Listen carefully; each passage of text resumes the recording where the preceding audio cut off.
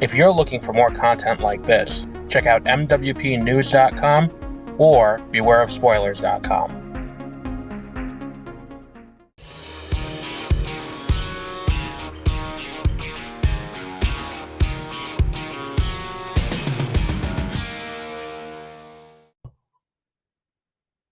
Welcome to 30-Minute Reviews. I'm Adam. And I'm Peter. And we're here today for the end of 2023 top 10 list. We have a tradition when we do it a week late. That way we're the only people doing it still at this point. So before we get into that, so we have the results of last year's movie draft, which you got screwed a little bit by the strikes. Yeah. By the strikes. Well, the strikes and also Victoria Alonso's firing impacted your stuff. So to go back through it, let me screen share it so you can see the final scores. I think I have a screen share button on here now. Screen share options. I don't know what that button is. Either way, I'll just read it out. So first, I picked Guardians of the Galaxy Volume 3 with a Metacritic of 64 and a box office of 85. Your first pick was Dune Part 2, which got delayed out of 2023 into 2024. Yeah. I have a feeling we're going to have a similar pick in the first round today. I think I should automatically get my delayed. Automatically get the delayed movies. Okay, yeah. That's. I also wasn't going to pick Dune Part 2. I'm like, he's going to pick Dune Part 2. So I guess I didn't even put it on my list. So Dune got delayed out. Your alternate took the spot.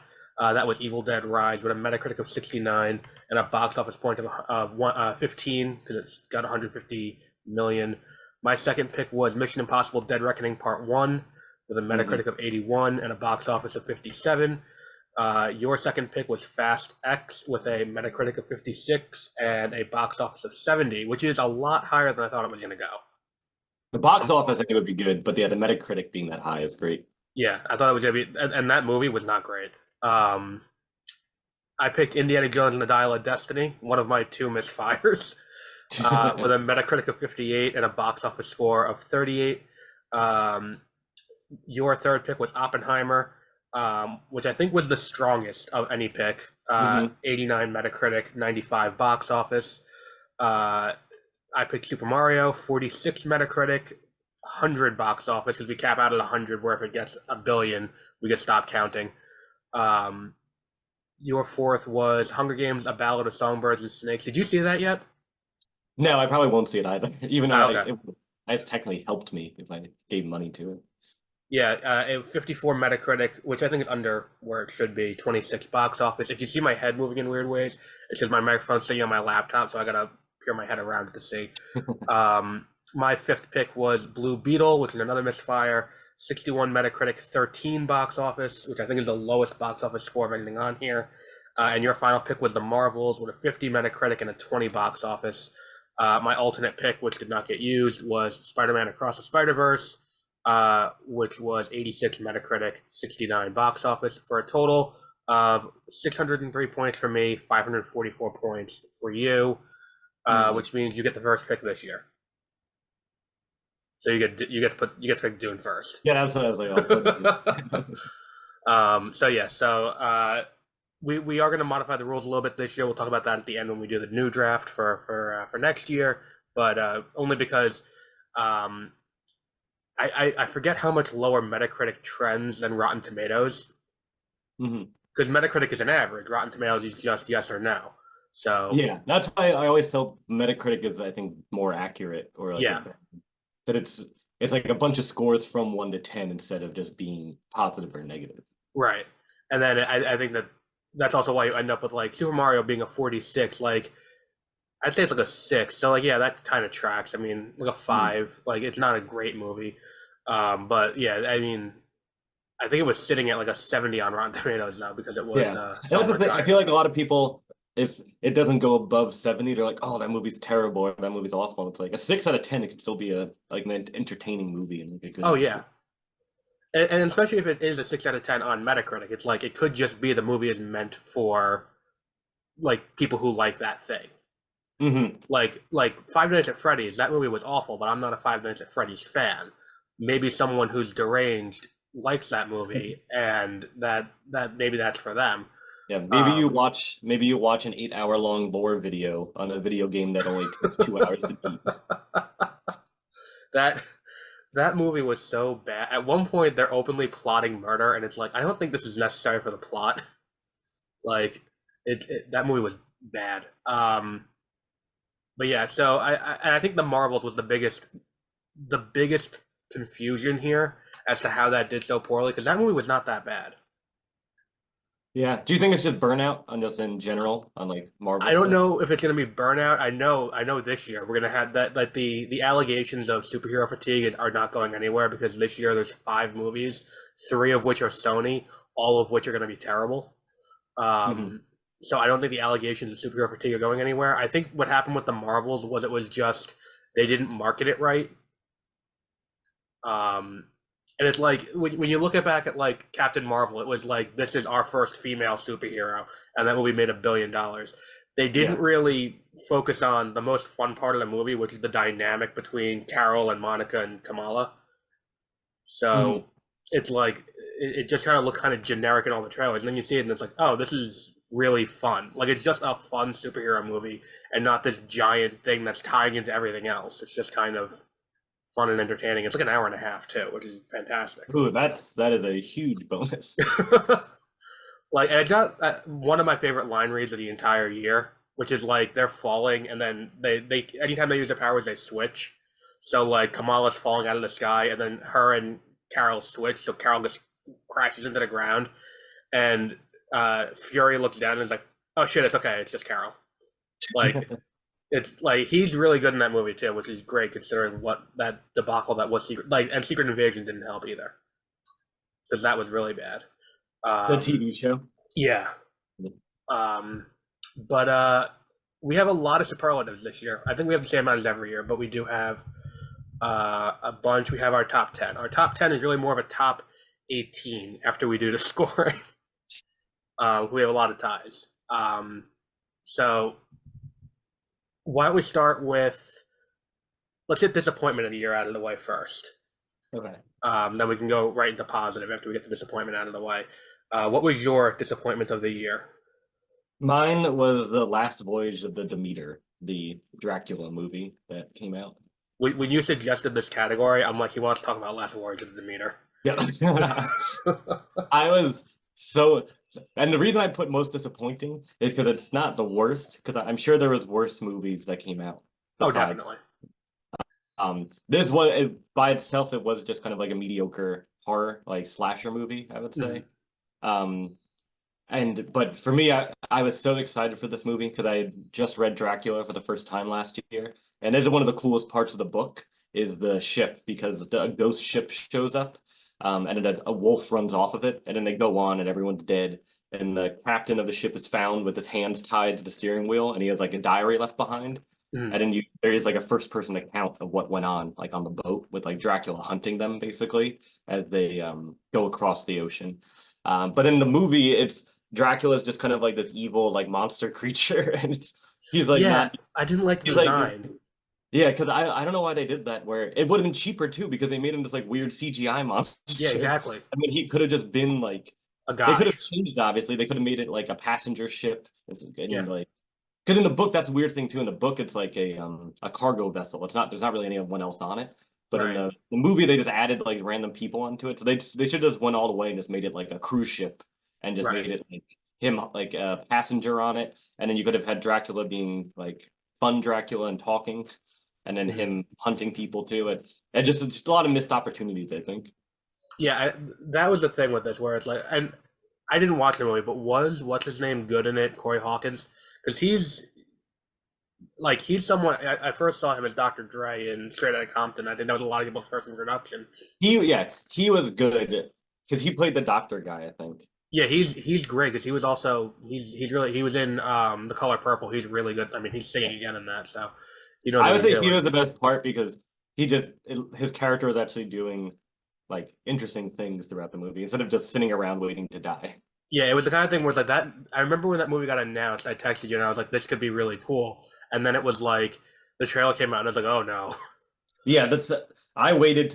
I was like, I'm not paying to see this in theaters. I waited till it went on to a streaming thing. Oh, it went to Peacock, I assume. I think that's Um, what it was because I had Peacock for free for at least a little bit. yeah, because I think it's a Universal because it's a Universal monster, so Mhm. that Yeah, would that's track. and it's again, it's like, why can't they just make a good one? Like, why? Yeah, Why exactly. is it so hard for Universal to make a good? Like, The Invisible Man was pretty good, Yeah, and I think that's it. Lee Wannell is doing and starts shooting this year. He's doing a Wolfman movie. Hopefully, That that's could good. be good. The one with Anthony Hopkins is not very good. No, but Uh, yeah, I really enjoyed The Invisible Man. I saw that in the theater, and I don't do horror movies in the theater usually. Um, but I saw Invisible Man. But yeah, yeah, Last Voyage of Demeter was not something that like I was pumped for that, and then the trailer dropped, and I was like, oh, we'll find and it something else wasn't to do even that week. like it was cheap jump scares. Like the gore wasn't good, and it Yeah, because it was just like mediocre across every. That's why I just think it was so disappointing because I just went in with such high expectations of what it could be. yeah, I felt that way. There's a movie that came out last year, 2 years ago, called Lycan that I felt the same way like about. that doesn't sound familiar, but It was a werewolf movie where they marketed it like it basically they were like, oh, this is gonna be like The Witch, but with werewolves. But then huh, it was not good. and Like not it Robert just Eggers, seemed like so a you're missing period something piece. there.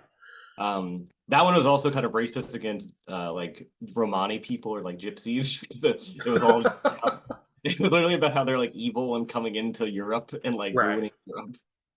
not right that that's how it is, but right that that's what that stereotype has been Yeah, and it was just historically for funny a like long time. for years that's been like people have been shitting on that and then they just make Yeah, a new movie where it is that. yeah. Um, I have a four-way tie for disappointment because it was not a good year for franchise movies. I'll just say it. We touched on one already, Dial of Destiny. I was very optimistic because new Indiana Jones movie. Harrison Ford seemed gung ho about it, and you had what was who's the director?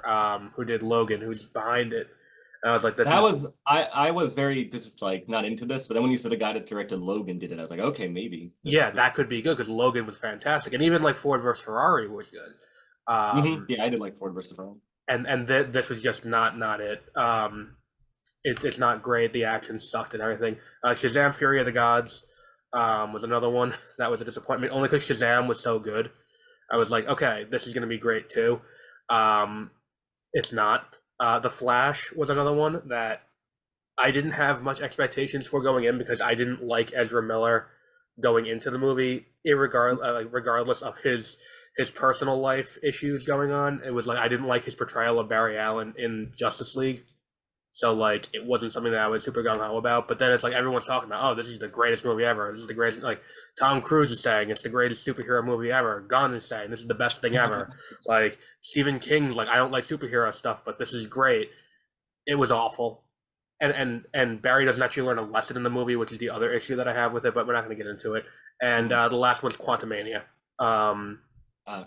where it's just a CGI clusterfuck of a movie. Um, Even though Jonathan Majors is regrettably great in that movie as Kang the Conqueror,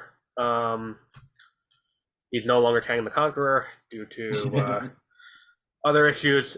Um, but yeah, Did they so announce a new Kang or do they haven't just? announced it yet. But is that what they're gonna do? Where they're gonna keep Kang as the bad guy? I think they're going to keep Kang. They're just going to. I mean, it's multiversal variant, so you can just have a guy who looks slightly different and have it be him. I heard Coleman Domingo is up for it. He was just in Rustin and The Color Purple. That could be good, but Yeah, and it's just how movies work. Like yeah, just recast and move people on. are, it's you can just recast someone. It's fine. Yeah, and the thing is too, it's like it's not like it's something where there's a built-in thing for it, where Yeah. it's like there's like a million of them from across the multiverse. Just grab another one and then you're good. Yeah. They can just James Bond it too and just ignore it completely. That's what they're gonna do. They're not gonna act like, oh, you look different from the last time we saw you. That's what they should do. You don't need to over-explain. Right. It would just But be like, also Loki gave them an out if they don't want to do Kang. oh, and just use Loki again, or is there a different character in Loki? No, what happened was at the end of Loki, Loki kind of spoilers for Loki for anyone who cares. I know you don't, but like he becomes the god of the timeline. So he's just at the center of the world tree, kind of keeping the timelines together. And the TVA changes what they do to keep track of variants of Kang. And what they do is they say, everything's under control. there was a variant of Kang in a 616 adjacent realm, and that would be Quantumania, but Ant-Man handled it. So they have an out. They can just go a different direction. And the smart thing, I think, would be to just do Avengers 5 is Avengers vs. X-Men, Avengers 6 is Secret Wars. There you go. That'd be popular too. And easy name for people to understand what it is. Because, like, what does the Kang Dynasty mean? It doesn't. So, what's your game of the year? I say looking at the list like I don't already know. My game of the year was the Resident Evil 4 remake that they did, the HD release, because I got a new computer, so then I was able to buy a bunch of new games. And the Resident Evil series is probably my favorite video game series. There are some absolutely awful ones, like 5 and 6, and some of the weird variants. Right. But overall, I think it's so good. I think the stories they make are so amazing. And the fourth one, it wasn't just a direct remake. They actually changed some of the story and added stuff to it, so it felt like a different game. Okay, good. That was my question, because it got nominated for Game of the Year at the Game Awards, and I was like, that doesn't feel like a fair thing, because Resident Evil 4 is already considered by a lot of people to be one of the greatest games ever made. Yeah. It is my favorite. Before the remake, 4 is my favorite of the series. And just for probably nostalgia, the original 4 is still my favorite, but this remake was really good because they've been remaking all of them. So they did each day remake of 1, 2, 3, and now 4. Right. And the second one was really good. The third one was just it wasn't that good. So it was good. The fourth one was probably the best of all the remakes. Yeah, I think I bought the first Resident Evil, but I don't think it's a remake. I think it's just Resident Evil. It's just an HD remaster. Yeah, I think that's what I bought on Steam. That's I want to replay it because the story is so good, but that's the one with the fixed third-person camera. Oh, is it? You walk into you enter a room and the camera's fixed, and you have depending what angle the camera is at, changes the direction of the controllers too. So that's annoying. Very annoying and frustrating if you're not used to it. Yeah, that's kind of a blind spot for me in a lot of ways, but I do know that Resident Evil 4 was considered one of the greatest games ever made, so a remake of it does make a lot of sense that it would continue to be a great game. Did you run into an issue with microtransactions? I know they added microtransactions to it. No, but most of my life I've just been very good at ignoring all those. Yeah. So they for me it was just they'd always do it with costumes and things. They did have DLC, but I think the Resident Evil, the new DLCs are all worth paying for. Because it's usually another mini game that's at least a 3-hour campaign. Oh, that's cool. And they're usually pretty fun. One of the DLCs for Resident Evil 7 is just you just play as a melee character, so you have to actually fist fight the zombies. So it's actually funny, but it's fun to play too. Right. Yeah, I was gonna buy it, but it's expensive. Yeah, I think I got it. There was a Christmas sale, and that's how I bought it. Yeah, there was a lot of games this year. That was the big issue. Is that this was in some ways the best year for gaming, but in most other ways one of the worst years for gaming. A lot of industry consolidation, lots of layoffs industry wide. It was not good all around. But in terms of quality of games that came out, this is one of the strongest years in a very long time. So this one kind of fell by the wayside because I never played the original. I'm like, let me focus on what was it at the time. I think you can get the original on Steam for probably under $20. We'll probably download it too because it's a GameCube game. If you have Dolphin, you can probably play it for free. I had allegedly. I got Resident Evil 4 for the Wii. And I had a gun attachment where it was a pistol that you put the Wii controller into, and it was like a gun that you had. I had World at War for the Wii, and I refused to use the gun attachment. I thought it was the coolest thing ever. I sucked at World at War Online too. I tried, and it's like, oh, this is not good. But yeah, actually, the new Call of Duty was absolutely terrible. Oh, Modern Warfare 3. Yeah, probably one of the laziest released games of the year. Yeah, I haven't played a Call of Duty game since Advanced Warfare was the last one I bought because that one came with the remake or the remaster of the original Modern Warfare. And it was because they said if you pay the $80, you'll get the remaster of Modern Warfare. We're never releasing it outside of that. And then 3 months later, they released it for $30 outside of that, and I was like, oh, cool, all right, not buying any more Call of Duty now. Yeah, I bought the newest. They redid the first Modern Warfare. I got that one, and that one was pretty good. And then Right. the other two have been just awful. Like the campaign isn't a real campaign. You enter an open area and then you kill all the enemies, and then a cutscene will play. So there's no like story as you're playing. Well, because like that's the thing is that I think that what Activision has kind of realized is that the campaign doesn't matter to what they're making money on with Call of Duty, which is why I'm Yeah. slightly concerned about GTA 6. Yeah, that was my big concern. But that's why I think Resident Evil kind of gives hope, because that's purely like single player Right. story mode. And And there have been plenty of games like that, where it's like Spider-Man is a purely Mhm. single player experience. The Last of Us is a purely single player experience. Hogwarts Legacy. Oh yeah, that's what I want to play that one now that I have a computer that can. Hogwarts Legacy is fun. I have it for Steam. Very easy to forget about it though. My game of the year is Hi-Fi Rush though. That was a tough choice. It was either that or Spider-Man 2. Because Spider-Man 2 was the first game that I've played that felt like it couldn't have come out on previous gen hardware. Mhm. Again, haven't played Alan Wake 2, which apparently is similar, but and I didn't play Baldur's Gate 3, which is a lot of game of the year. Baldur's Gate I want to get. Alan Yeah. Wake I will not get because I had the original one, Mhm. and then they made you pay to finish the game, and then ever since then I was like, I will never play this game. Oh, so because I saw it on Epic Games on sale when I was buying Kingdom Hearts for the 4th time, and they had American Nightmare. So American Nightmare is the end of Alan Wake 1. Mhm. Oh, I didn't know that. It might be. I just because I remember I played the original game on Xbox, or Xbox 360, and then you get to the end, and then it's like, all right, buy this DLC to actually finish the game, and Oh, it that's like annoying. ends on a cliffhanger, and I was like, I will never play this. I'm done. That's annoying. And then yeah, I've held a grudge since then. And then when they released this new one, I was like, I'm not playing it. I refuse to play it. I've heard good things about it in so much as it feels like, again, next gen game. The reason the Hi-Fi Rush won it over Spider-Man and Legend of Zelda was because of what's it called? Because it came out, it had no bugs, it was a stealth release in the middle of January, and it's a rhythm action game that looks and plays kind of like a combination of like Theat Rhythm for Final Fantasy mixed with Beautiful Joe. I remember playing Beautiful Joe. That was a fun Yeah, game. it looks like that, where it's like that cell shaded kind of art style. You run around, you beat the crap out of robots and stuff. It is so fun, and you do it in beat with the music. And there's Okay. licensed music That's from the like beat Nine with Inch the Nails part. and stuff like that. And if you hit on the beat, you get an attack boost. Oh, okay.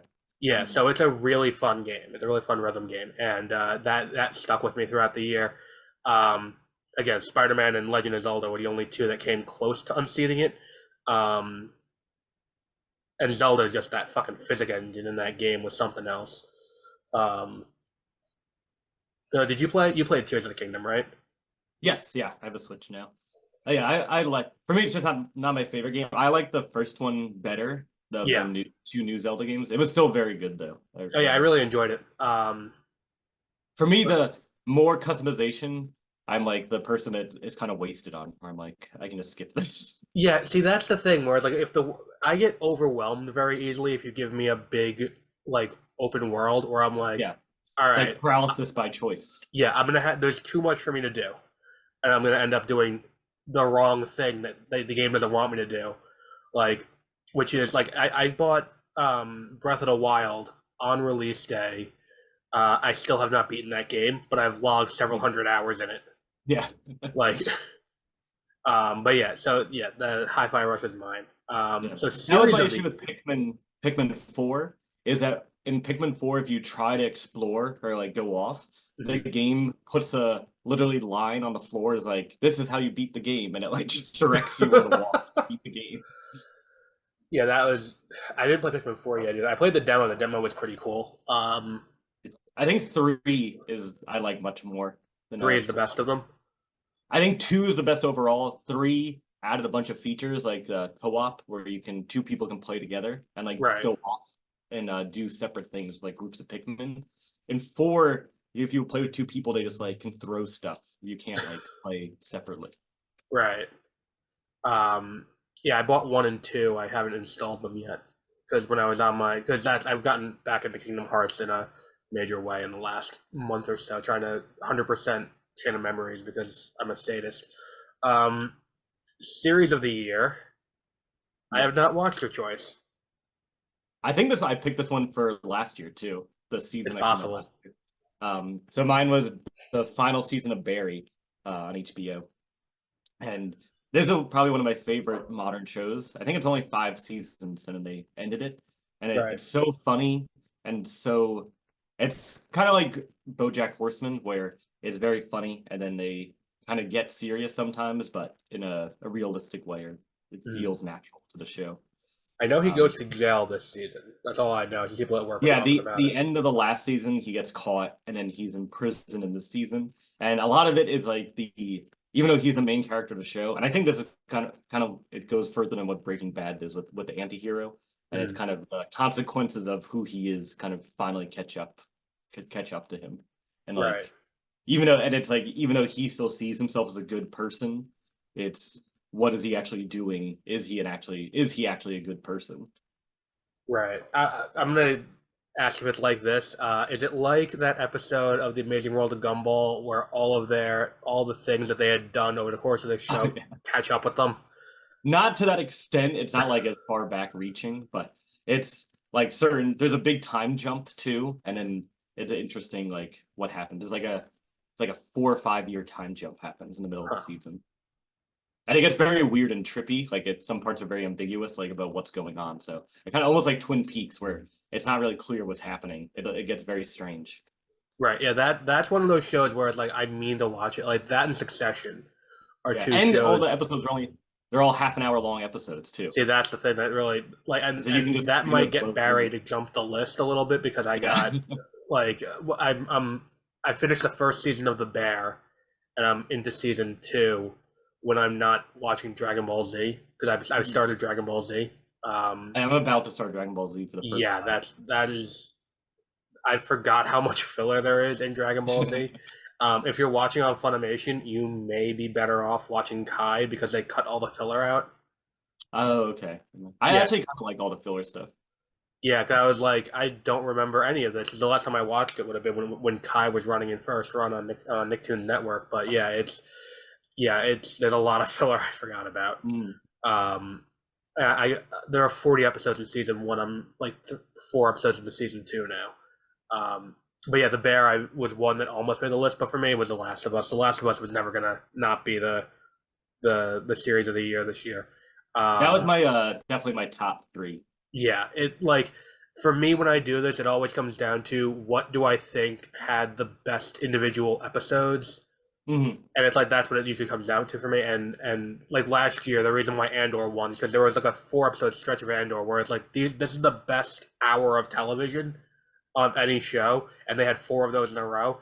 The Last of Us had it similar with the finale with Left Behind, the one where she's at the cult, and the one with Bill and Frank. Yes. Yeah. Like which Nick Offerman won the Emmy for last night. Because like that, and then the one with the 2 kids, the one who gets bitten. Like that episode's so good too. Like the show is just near perfect. Yeah, and I'm someone I didn't really like the game that much, and I love. No, I didn't either. But I think we said it before. I just don't like sneaking games. It's all on me. It's nothing to do with the quality of the game. It's just not my type of game. Because that was the thing where it's like I think when I got the PlayStation 3, I think we were living off campus at the time. And I got the PlayStation 3 and the PlayStation 4. It came with The Last of Us, and I was like, all right, I've heard a lot of good things about this. Let me try it. And I'm like, oh no. Yeah, I just kept dying immediately. Yeah, I'm like, all right, well, I'll go back to playing Kingdom Hearts. But yeah, like The Last of Us, like this made me almost go and buy the game on Steam, to give it another try. But I heard the Steam version was broken to all hell, so that I remember they got shit on for that, where they did just a lazy like I forgot like adaptation or something. Yeah, the PC ports are not always great. That's it. Yeah. But yeah, The Last of Us is definitely the best show of the year that I saw this year. Now you didn't give me an honorable mention. Do you have an honorable mention for anything that you Or wanted to do before we get into the top 10, top 18? no, not really. So my issue with I really only saw like 11 or 12 new movies this year. So Well, my honorable mention is not a movie. It's a person. oh, okay. If I had to do any, I Do actually you want me might to do just mine while you think about it? yeah, you can do yours and I'll think about All mine. right. So my honorable mention before we get into the top 10. I want to give an honorable mention to Daisy Ridley as an actress. I think that the sequel trilogy has stronger talent. I think John Boyega is great. Outside of playing Finn, I think Oscar Isaac is a world-class talent. Daisy Ridley, I hadn't really seen in anything besides Star Wars. This year, I saw her in 2 movies, and both times she was fantastic. And they're both movies that most people aren't going to really think about again. Sometimes I Think About Dying didn't come out yet. It comes out in 2 weeks, but I saw it at Sundance last year. She plays an introverted office worker who just kind of coasts through life. She's really good in that, and that I'm going to see that movie in the theater again, even though I've already seen it. And The Marsh King's Daughter, where she plays the daughter of this guy who kidnapped her mother, raped her, and then she gave birth to Daisy Ridley's character, and then he brainwashed this little girl. So then they escape, and then Ben Mendelsohn's the dad, and he breaks out of prison and starts terrorizing her again.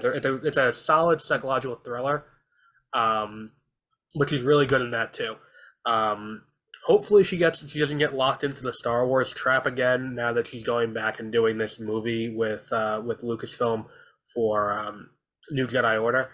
Hopefully that we get to see her do other stuff. But I think that when we talk about the acting ability of people in the Star Wars movies, we forget that the original trilogy doesn't have if they're not in Star Wars, we don't know who any of these people are besides Harrison Ford. Yeah. There's a little bit more in the prequels, so Natalie Portman was already big from Leon the Professional, and and Ewan McGregor exactly he can act well too, and Liam Neeson's an actor, and but I think of the newcomers, quote unquote, for the sequels, I think this is the strongest crop of talent because I don't think there is a weak link besides the scripts of the 3 movies that they started. Yeah, that's exactly. That's and it almost the opposite is true for the originals because Mark Hamill's not a good actor. No, he's not. At least he's a good voice actor. He does good voice work. He became a good voice actor, but he's not a good actor when he's younger. He was the trickster in the '90s Flash TV show. But yeah. So do you have something you wanted to shout out as an honorable mention? Actually, I'll do another. Can I just do another video game then? Yeah, sure. I'll do the Dead Space. The Dead Space remake. Yeah, that was another. Even though I think just how video games, the way you play them, I don't think have changed much from 15 years ago. So now these are the perfect games to do these remasters of because the control scheme is still the same, 2 analog sticks and sticks and stuff. And they did the same thing where they changed the story and expanded on it. So I think it's much better, and it's. True, I think that's the scariest game ever made too. I've been meaning to play it because it's included in Game Pass. I think, I think it's included in PC Game Pass because PC Game Pass gives you EA Play. I've been meaning to play it. I've never played Dead Space before. It's so good, yeah. The later ones, the story gets insane and they get horrible, but the first 2 are both very good. Right. Yeah, I that's another one that I wanted to play, but I haven't gotten around to yet. I do know a lot of the team that worked on that went on to the Callisto Protocol, and that game was not very good. It has a cool name. Yeah, but it was very anticipated going into this year, and then it came out and it just kind of was meh. I think that's the big thing for video games this year is that even the worst games are not. There were very few really bad games. There was Gollum, there was that King Kong game. There was that openly scam game that came out 2 weeks ago, but there weren't very many huge titles that were bad. I would say at worst they were okay. Yeah, that's probably the only one. But if you're only playing Call of Duty for the multiplayer, then was it that bad? Exactly. So they should do it like Fortnite, where they just do online now. Well, they have Warzone for that. That's what I'm confused about. I'm just saying like If as they someone just kept who's releasing new seasons of Warzone instead of right, trying to say they're releasing a new game, I don't think anyone would shit on them. But then they wouldn't right, make a bunch of money when buying it, at because they least. couldn't, because then they can't charge you the $60 up front to get into the Yeah. game. That's Like, a crazy thing too, is that all the Call of Duty games are all still $60 no matter yeah, what. They like don't put them on sale. yeah, like the only company I think that could really get away with that is Nintendo. The Mhm. Nintendo, they don't drop their prices usually. The Nintendo, like once a game comes out, that's it. They actually appreciate in value, the Yeah. longer they're out. Where it's like you can't get a Pokemon game for less than 70 now, if it's not Mhm. one that's on a current gen console and still in production. But I'll go on eBay and sometimes be able to get like newer games mhm, for a little bit off, but that's it. yeah, I don't have like I just don't. I don't know. I feel like they need to come up with a solution to this that's more user friendly. And I think the issue is that as players, we've come to allow this. Like it's our own Yeah, fault it we're was in this situation place. because we allowed it to get to this point. Yeah, and so especially pre-ordering, where people Yes, are paying extra to just get a game like or digitally, and it's or play it crazy. 3 days early. Yeah, and it's gonna be all buggy and not working. Exactly, and it's like my thing is like the digital versus physical. I think for video games, it's better to play it digital, but Mhm. you run the risk of the game being unlisted. Yeah, well, I think Steam is pretty good about that. Right, once you add it to As- your library, it's there forever. Yeah, Even if it's unlisted. Like you That's- can't buy Rocket League on the Steam store anymore, but it's still in my library because I paid for it before it Mhm. went free to play. Yeah. So yeah, I think that that's going to be a fun one. So into our top 18, um, because we had some ties. We had two things that both of us picked, and they're reasonably high because both of us picked them. So the way that this works, for anyone who doesn't remember from last year, we each submit a top 10 list. We do number 1 is worth 10 points, number 2 is worth 9 points, all the way down where 10 is worth 1 point, and then we add up the scores, and that's what we get here. Now, because we both submitted 10, we didn't have to do what we did for the DC ranking where we averaged it. This is just Mhm. sum of the two, which means we have it's bookended by a sole last place and a sole first place, but everything else is ties in the middle. Okay. So number 10 is the sole last place. That's mine. I picked the Hunger Games: The Ballad of Songbirds and Snakes as my number 10. I did not expect anything from this movie because I really did not like the book. Um, the book focuses too much on Snow's inner monologue because it is about Snow becoming Snow. And when you Mhm. have that level of inner monologue, a lot of his motivations are transparent because we know it because he's telling us. Yeah. Um, and when they cut that for the movie, it just works so much better because they can play it more mysterious and it works better. And I realize it's a prequel, so saying this feels a little bit silly, but the ways that they are subtle about tying things from the original 4 movies back to this is really smart. Where it's like one of the recurring themes during the games is don't lose control of the arena. If you lose control of the arena, you will lose control of the nation. Like, and Mhm. they illustrate that throughout. Um, I'm gonna spoil this for you. I mean, I know you probably don't care, but at the end, they when it's he falls in love with his tribute from District 12, who's Lucy Gray, who's played by Rachel Zegler, who's doing a Southern accent, and I'm not entirely sure why. Um, like a thick Southern accent, and I'm like, acting is all about choices, and you made a choice there.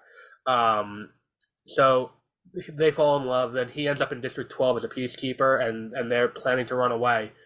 And there's a whole thing that goes on, but he gets the chance to be able to go back and resume his old life, um, without missing a beat.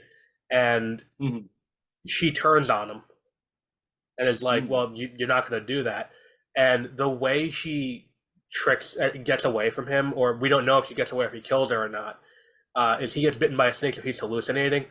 But there's a bunch of mockingjays all flying around, and they're all singing the song that she wrote about those two people that got hung, and it's that one from the third movie Mhm. where the hanging tree, which is the big one that they're singing when they go and attack the what's it called, the water, the hydroelectric plant. Yeah. Like and it's him shooting in the air while these birds are singing the song to him.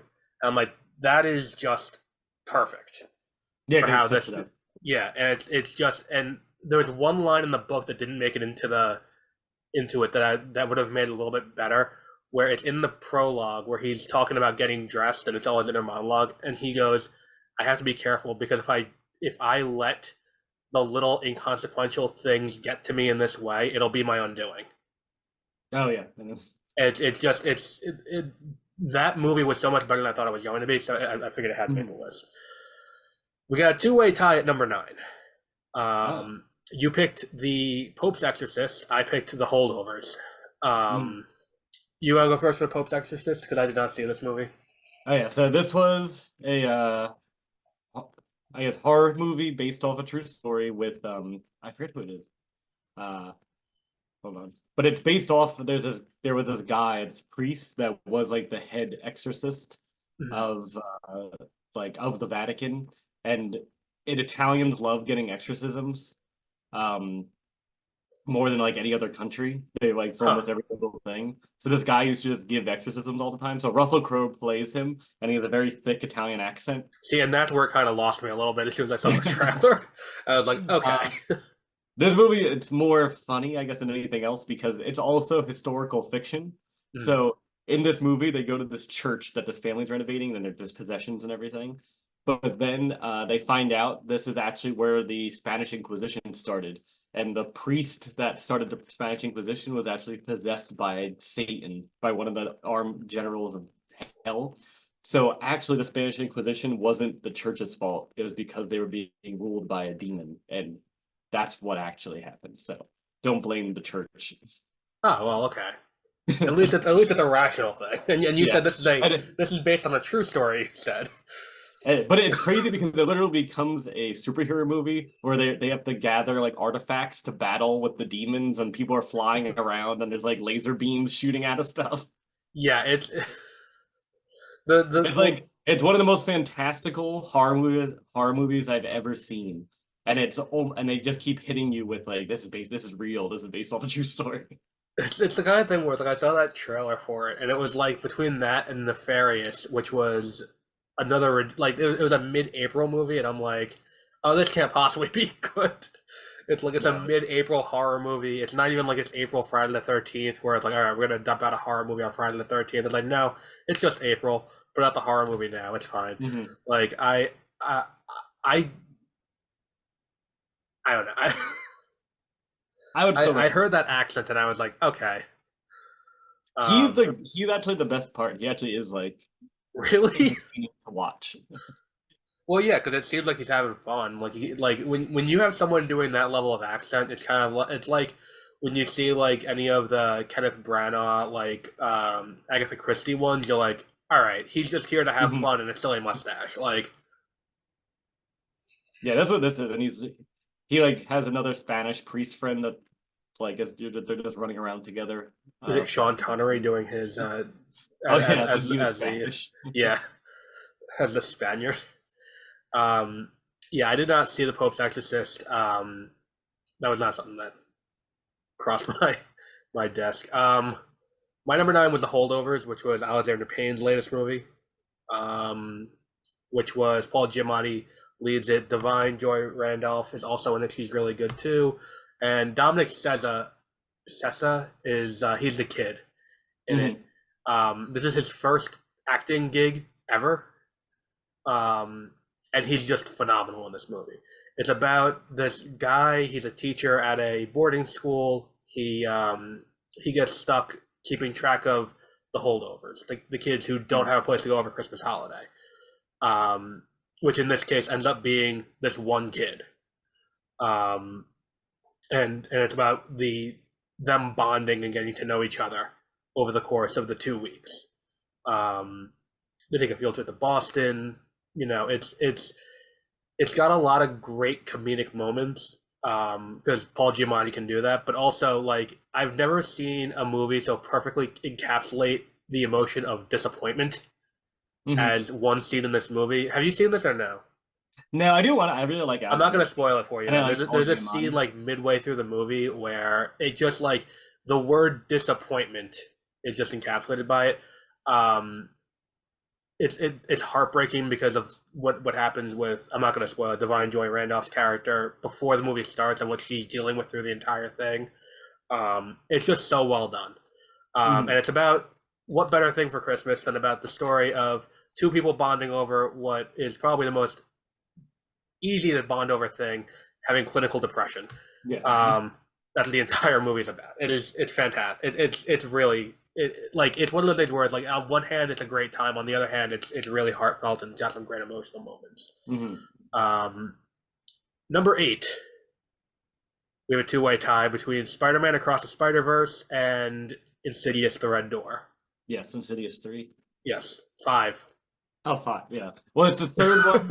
It's the third one in the continuing story, but the 5th one overall, counting the prequels. Yeah, I've seen that kid in Insidious in 2 good movies, and that was Iron Man 3 and Jurassic World. Besides that, I've not seen him in a good movie. Well, now he's like 20. Well, he was in The Whale, too. Yeah. He was not good in The Whale.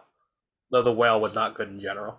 Yeah, this movie was not very good, but there's one thing in it that I liked a lot that put it in my top this far up, is the kid and the dad eat instant oatmeal dry, like without any water. You put it as your number 7. And when I was little, I used to do that all the time. I did feel represented by this movie. Representation matters. Yeah, I mean, other parts of it were, I don't know, there were some interesting things like going back and forth between these like parallel dimensions, and some of that was kind of cool. But yeah, I figure there is a door in play here somewhere because I saw a trailer for it once. They didn't give it a lot of play though. Like The Nun 2, I saw the trailer for all the time, but they did not. I only saw the Insidious trailer like twice or 3 times. And The Nun is part of the Conjuring universe. Yeah, I know that. Yeah, there's like 8 or 9 of those. There's a lot of those. Yeah. Yeah, this is a movie that like I saw the trailer for. I'm like, all right, cool. Patrick Wilson again. You know, he's cool. He directed the movie too and wrote a song for the credits. Oh. And that part's funny too. That's worth seeing it for. Is it a good song? No, it sounds like the end of Tusk, where they made that like fake dramatic song to play over, but he's serious. Oh yeah. Oh god. And it's like a very deep emotional song about like fatherhood, but it just sounds like him singing like over it. It's like it sounds like Rose Byrne's in it for a total of like 5 minutes. Their character's gonna divorce off screen, so she didn't have to be in the movie. Probably for the best for her then. Yeah, because she basically is just like, I'm not like, you're annoying now, because he's been like possessed by a demon and lost all his memory, and she's like, I can't deal with this. We're getting a divorce. I can't deal with your possession. Yeah. Because that happens in the second one. He gets possessed by a demon, and now he can't remember anything. I think Insidious is the weakest of that. The Conjuring, Sinister. I don't know why I lumped the 3 of them together. It's like Insidious, Sinister, and The Conjuring. They're all made by James Wan, and they all came out within like a 3-year period. I think the first Insidious I like better than the first Conjuring. They both. I love the first Conjuring. They both get bad. Yeah. And I'm not a big horror person. That first Conjuring movie, I was like, this is great. Yeah. Yeah, I had Across the Spider-Verse, and you're probably confused as to why I have it this low, because I blew that movie when it came out. I think it's good. I think that the opening, where it's entirely in Gwen's universe and it's got that watercolor look, is really cool. I think Spider-Man India, his world's really cool. All the Spider Society stuff's really cool.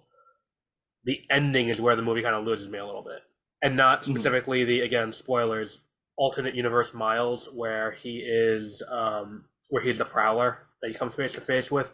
The fact the movie ends like 3 times and it keeps going.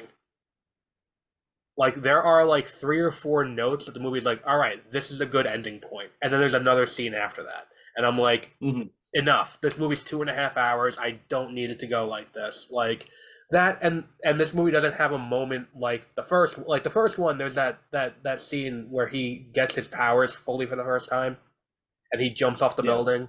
Like that is probably one of the most iconic scenes in a comic book movie ever.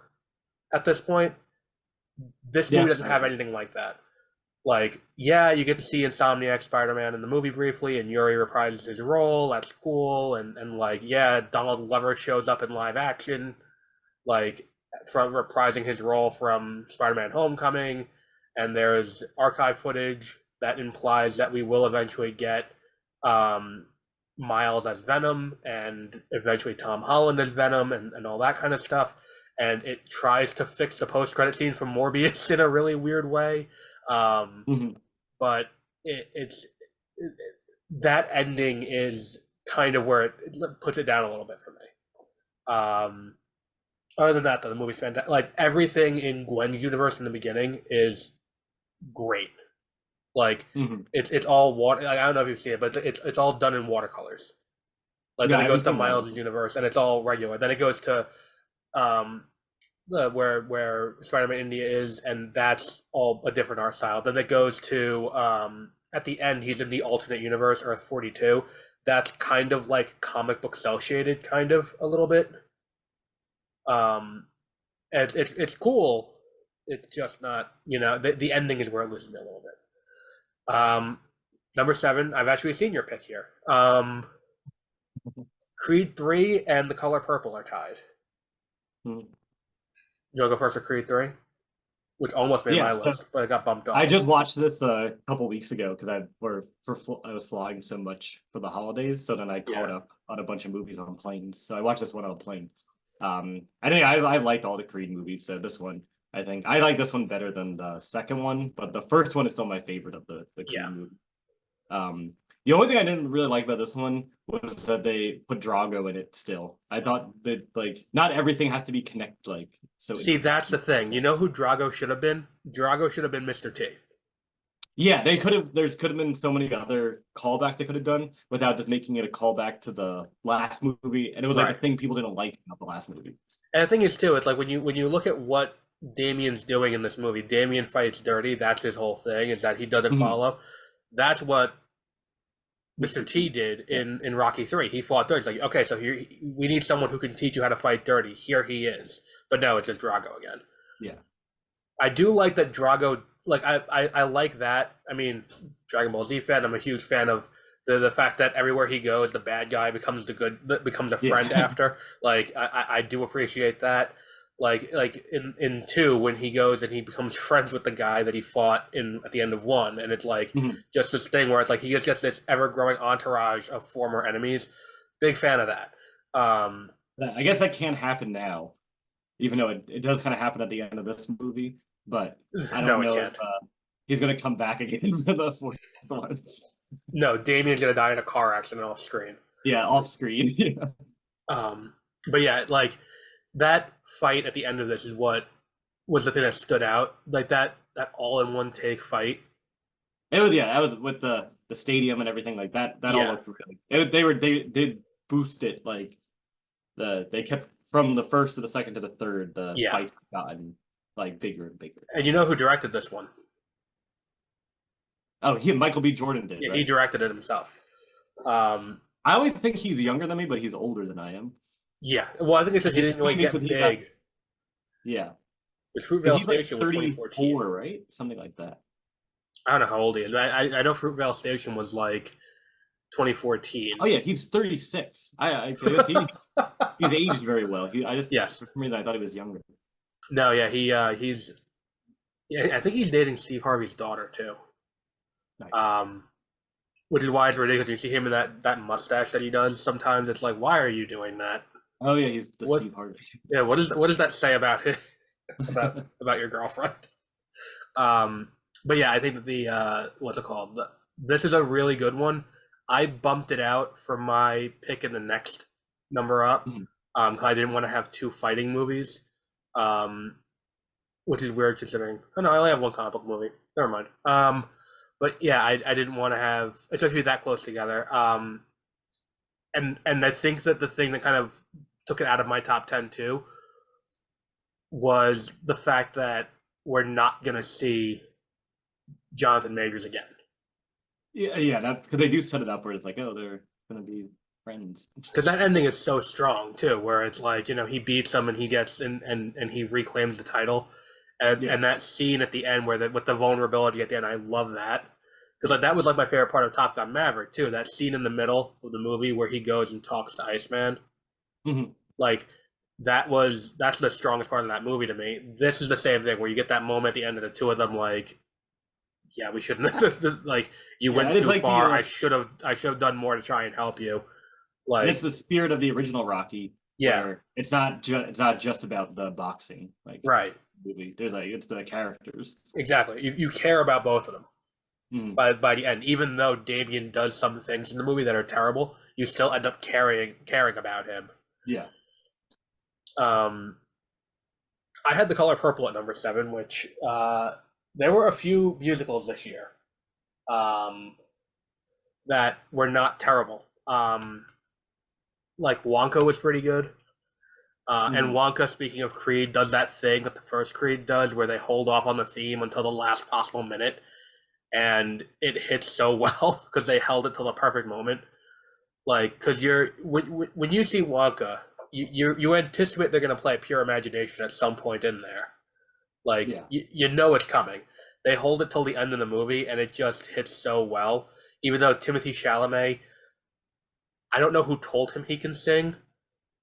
Yeah, I can't imagine. They were wrong, though.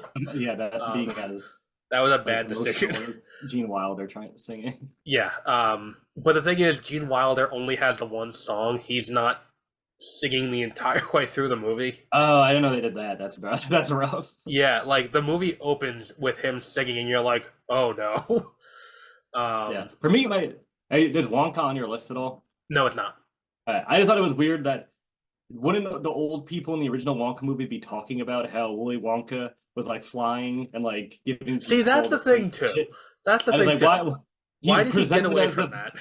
Yeah, he's presented as this loner that lives inside of his factory and no one knows anything about, and it's just a chocolate factory. And then once they go inside, it's crazy. But what I think this is this is less a prequel in the way of the Star Wars prequels. I think it's more of a prequel in the way of Cruella. Okay, where it's just like a retelling. Where it's like it kind of is a prequel, but also it's more inspired by that it is. Like if it ties in, great. If not, it's not a huge deal. Yeah.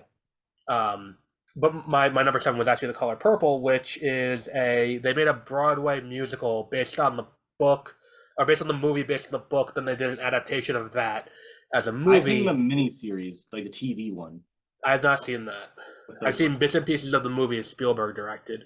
That's where I've seen that one. I thought it was amazing. It's very long. Yeah, this makes the list because the choreography is fantastic. The music is great, and I think that the production design and the costume design is great. Like it's just like it does what Wonka does, but a million times better because it feels more grounded, more colorful. Like it's and the story's better. I think it's a story about people finding small bits of happiness in just constant misery. Yeah, like it's and Taraji P. Henson is great, and I didn't know she could sing, which is weird because she was in Empire, but like she's really good in that too. But yeah, The Color Purple, it's still in theaters. I would recommend. That's a good theater movie because it's designed as a spectacle. I do like musicals. I might see that one. Are you going to see Mean Girls this week? No,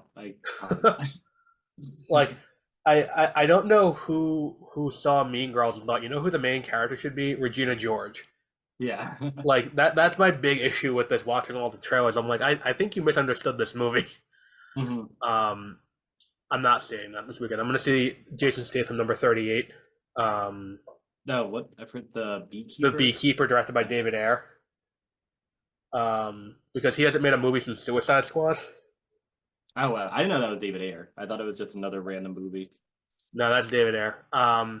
But yeah, so number 6, I've also seen this one. We're getting into a nice little stretch here where I've seen all the movies that you picked. Oh, that's good. Number 6, I picked The Iron Claw. You picked Mission Impossible: Dead Reckoning Part 1. Yes, this was another playing movie that I saw. Yeah, I saw this one in a theater, which feels I wish like I saw this one in theaters. yeah, it is so good. Usually I hate the 7th movie is also part 1 of 2 movies. Yeah, Because a lot of times it ends up just being a really boring setup movie. I think But this is the it was best Part great. 1.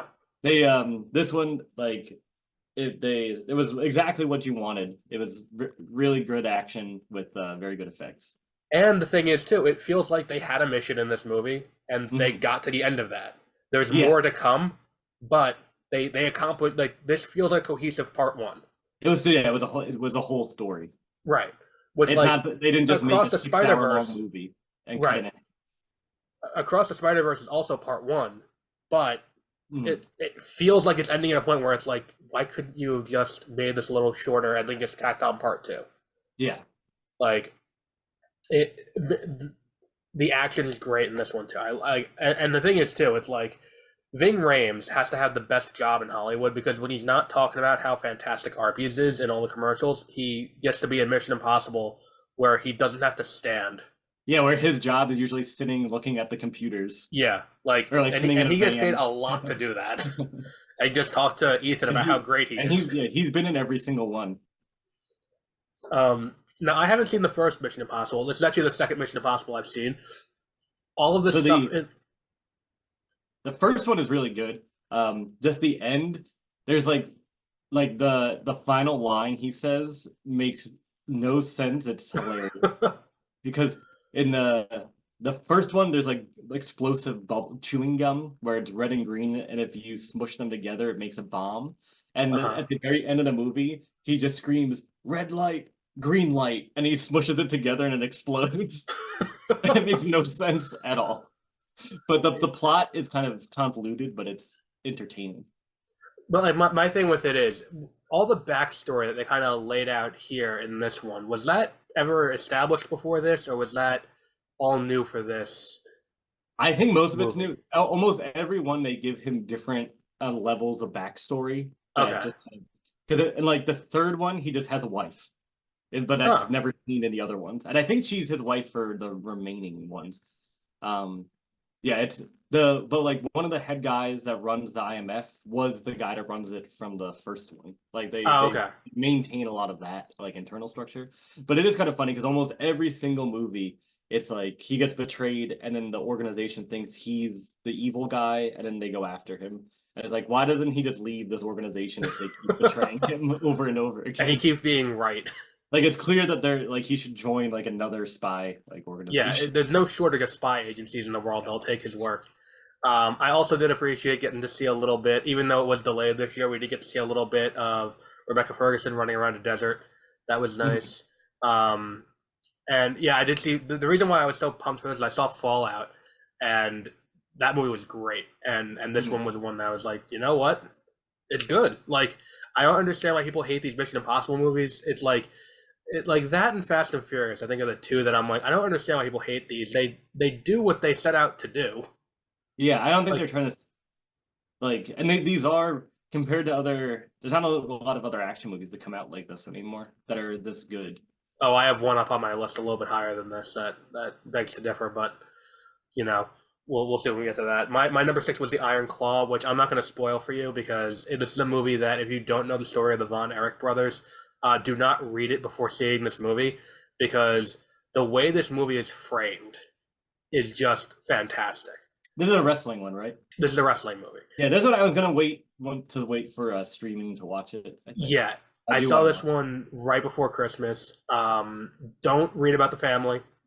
Don't read what happened. Yeah, I know nothing about it, so I'm good at that. I just just get ready. This is a movie that you are going to want to watch Manchester by the Sea to be taken up a notch, and like it's just a happy movie. Yeah, a nice happy movie after. This movie is an emotional gut punch. Like it is so well done, and I think it's a crime if Zac Efron doesn't get nominated for Best Actor, which Mhm. is a sentence that if you told me I was going to say a year ago today, I'd punch you in the face, like because I was talking to someone at work about it, and it's like he's got like a younger sister like I do, and it's like the two of us, our only touchstone for Zac Efron besides Bad Grandpa is High School Musical, Yeah.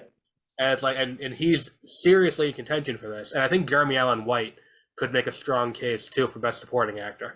Yeah. But he's the like that's the thing too is that it's like the kind of giveaway that the movie's gonna be sad is if he shows up because it's like that's not a face of a person you're gonna see in a comedy. That's very true. Like, But that guy front it could go either way. yeah, but yeah, see the Iron Claw. I'm not gonna spoil it for anyone who hasn't seen it yet, but that's definitely a must see. Number 5, John Wick Chapter 4 was my pick, and Avatar: The Way of Water was your pick. Mhm. Do you want to do Avatar first? Yes. Which is So another plane movie.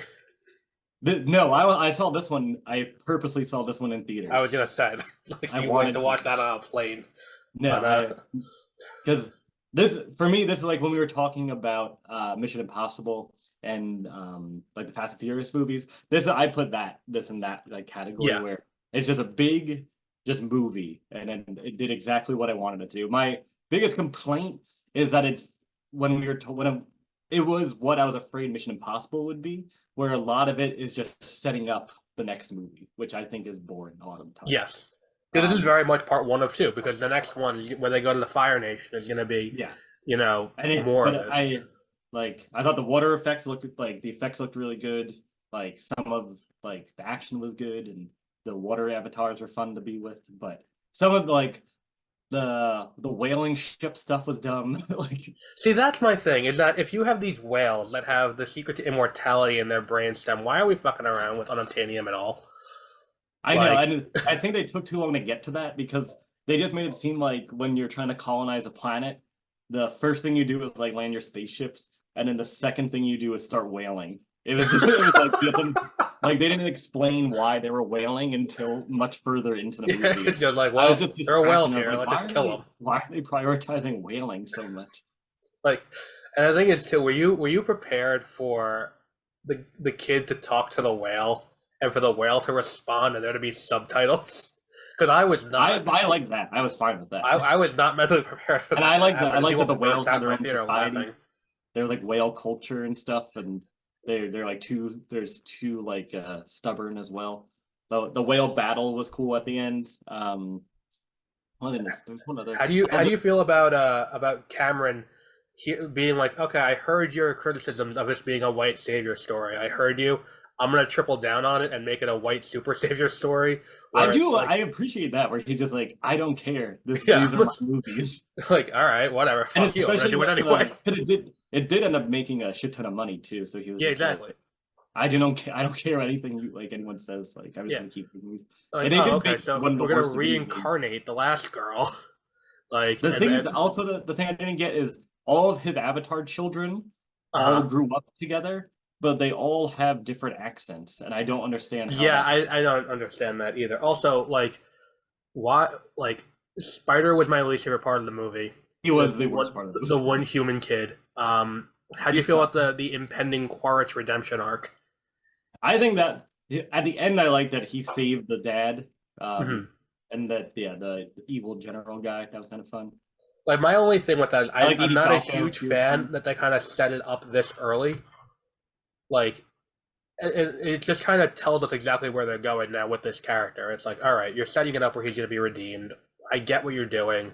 Mhm. It's kind of transparent. I'm also not particularly happy about the fact that Cameron made me watch the third act of Titanic for a second time, this time with aliens, complete with the exact same line of dialogue as they're on the ship going under. I haven't seen Titanic in a long time. Yeah, as the ship is going under, I forgot what the line of dialogue is. Oh, stay with me, stay with me, stay with me. They're hanging on to the back as it's going into the water. I literally was like, oh, fuck you. It's an Like, homage. I get it. That, like, if the script worked in 1997, it'll work again here. I get it, but arguably, Titanic does not have a great script. It's an Easter egg. Yeah. I don't think it's an Easter egg when it's self-referential. Self-plagiarism. My number 5 was John Wick Chapter 4, which I don't think you've seen yet. No, I've seen the three of them. I just kind of forgot this one came out. Yeah, this movie is 3 hours long. It does not feel 3 hours long. There are multiple 40-minute long set pieces of just continuous action. And it's just phenomenal. Like there's a fight through the streets of Paris as he's getting thrown off of cars. He has to climb the staircase. He gets to the top. He gets kicked. He rolls all the way down in a continuous 30-second thing of him just rolling down the staircase. There's a casino fight where he fights this giant guy, and I'm like, this is what I want to see when we get another fight between Daredevil and Kingpin. There's a huge fight in another one of the Continentals that is hilarious because it starts out with them walking through the hotel and they go through this room of glass cases and you're like, oh, I know what's happening in here in like 10 minutes. Like it's like Chekhov's glass case room. He's gonna be throwing through everything in there at some point in the next half hour. Donnie Yen is great. But all of that is not the best part of the movie. The best two parts of the movie are there's a sequence where they're getting ready to kill John Wick and everyone's getting these shotguns with dragon breath bullets, and what they are is they added a shotgun. It shoots out like a blast of fire, and you're like, that seems excessive. Why are they doing that? The reason why is because as he's going through this building, it goes to like a top-down isometric view where you're watching from above, and as he's going through, it's one continuous thing of him walking around this thing, and it's like you're tracking him through. And the reason why they did that was so you can see where he's shooting. Okay, that's so you can see this giant blast out from the gun to see where he's shooting and who's shooting at him. And that is such a technical feat that it's there. And the other thing is, this movie has my favorite line read of the year, where Donnie Yen is being talked to by whichever Skarsgård's the bad guy in this movie. I don't remember which one because there's like 7 of them and they all look kind of the same. Whichever one it is says to him, like, don't forget I have your daughter. And he just yells at him, but like, because he's blind, he's looking in the wrong direction. It's like, fuck off, like that. Like, it is the best line read of the year. But that's why that movie's so high for me. I think of the second one, like each one I liked less and less. So I had to give this one a chance then. Yeah, this one I think is better than, I think 2 is the weakest. 2 is definitely the weakest. I think this is the best out of all of them. Okay, I'll have to give it a chance then. And we'll have one more John Wick discussion later on in this because there's one more John Wick thing to talk about. Not on this list, but in the draft. Because if you don't take it, I am. Number 4. This is our first one where we both picked something. What? Really, we both picked the same movie? We both picked the same movie. Number 4, Dungeons & Dragons: Honor Among Thieves, and Killers of the Flower Moon tied. Because we both picked Killers of the Flower Moon. You picked it way down at number 10. I picked it at, what's the score here? There's 8, so I picked it at number 3. Or number 2. Let's do Dungeons & Dragons. I've seen that too. Let's do that one first before we get into Killers of the Flower Moon. There's no good order of operations here, so let's just plow on through it. I put Dungeons & Dragons much higher up. Killers of the Flower Moon for me. Yeah. I didn't put Dungeons & Dragons at all. I didn't think this movie was going to be good until you said it was really good, and then I loved it. Yeah, it's a solid comedy. Like, and also it has the best example of like a 4-on-1 fight scene in the third act. Like, we see a lot of these movies like this where it's like she could have just summoned an army of the undead and that's what they're fighting. No, it's just the 4 of them all fighting this one person. Yeah. It's funny as fuck. Like, yeah, it's so like when they go to what's her name? But they go to her like ex-husband's house and yeah. That part is so funny. It's Bradley Cooper, and like when I first saw it, I'm like, is that Bradley Cooper? Yeah. He's just like 3 feet tall. Yeah. And then at the end, the payoff to that joke too, at the end where there's the other guy who's like really tiny like that, and she looks at him and bites her lip. Yeah. Like even her, like she's not a strong actress, but she's really good in this movie. Michelle Rodriguez, that's it. Yeah. Yeah, she's really good in this. And it seemed like Justice Smith, I don't think is that good of an actor either. He was in Detective Pikachu, but he was really funny here too. The He was in Jurassic, one of the Jurassic Worlds. he was in 2 and briefly in 3. He was well, not his fault, but his character was awful in that one. Yeah, he was in 2 and then briefly in 3. Because he's the one who gives them the information in 3. That's like, all right, cool, bye. He just shows it. He's like, okay, bye. Remember me? Yeah, you were there. You know what they're doing. But yeah, the whole thing with the sequence where they're waking the dead to ask them the questions, and then they have to finish That asking part's the so questions. Like they're just asking, and like, what's your favorite color? What's your favorite book? Like, okay, bye. Like, And then they forget one of them. He's like still alive at the end. yeah. Then you wait through the credits, and he's just still there. Like, I'm still not dead. Like, and the thing is too, it's like this is the world is so well made, and it's like there's a lot of CG, and it looks great. Like, or even the beginning when he's giving the backstory at the trial and is waiting for the guy. yeah, they're waiting for the guy to show up. Yeah. And Hugh Grant's really good in this movie too. And Hugh Grant, I think he's really good in a comedic role. Because he had this and he had Wonka too. He's the Oompa Loompa in Wonka. Oh yeah, I forget he's Oompa Loompa. Yeah.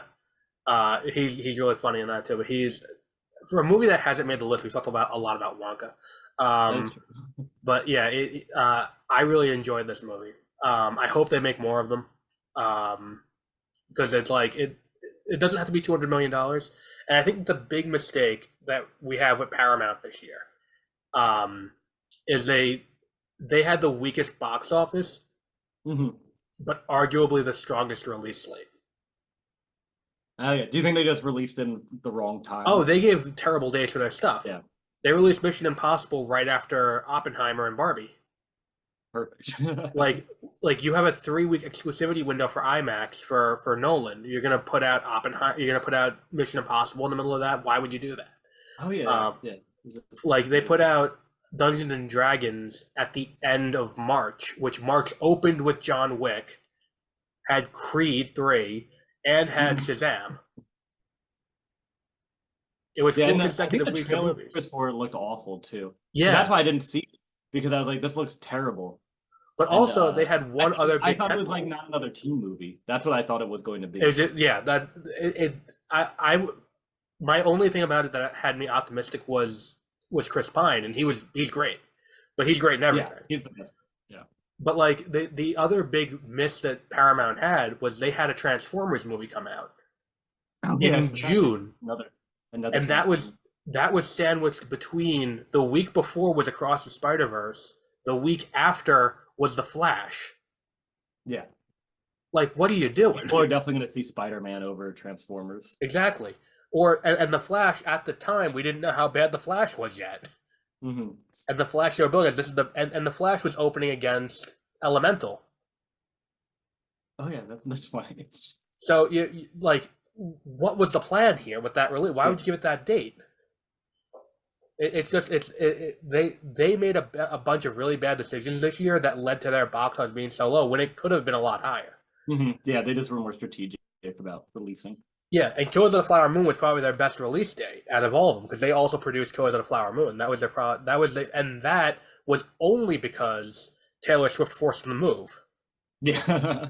And if Taylor Swift didn't release her concert movie, Killers of the Flower Moon wouldn't have had as good a date.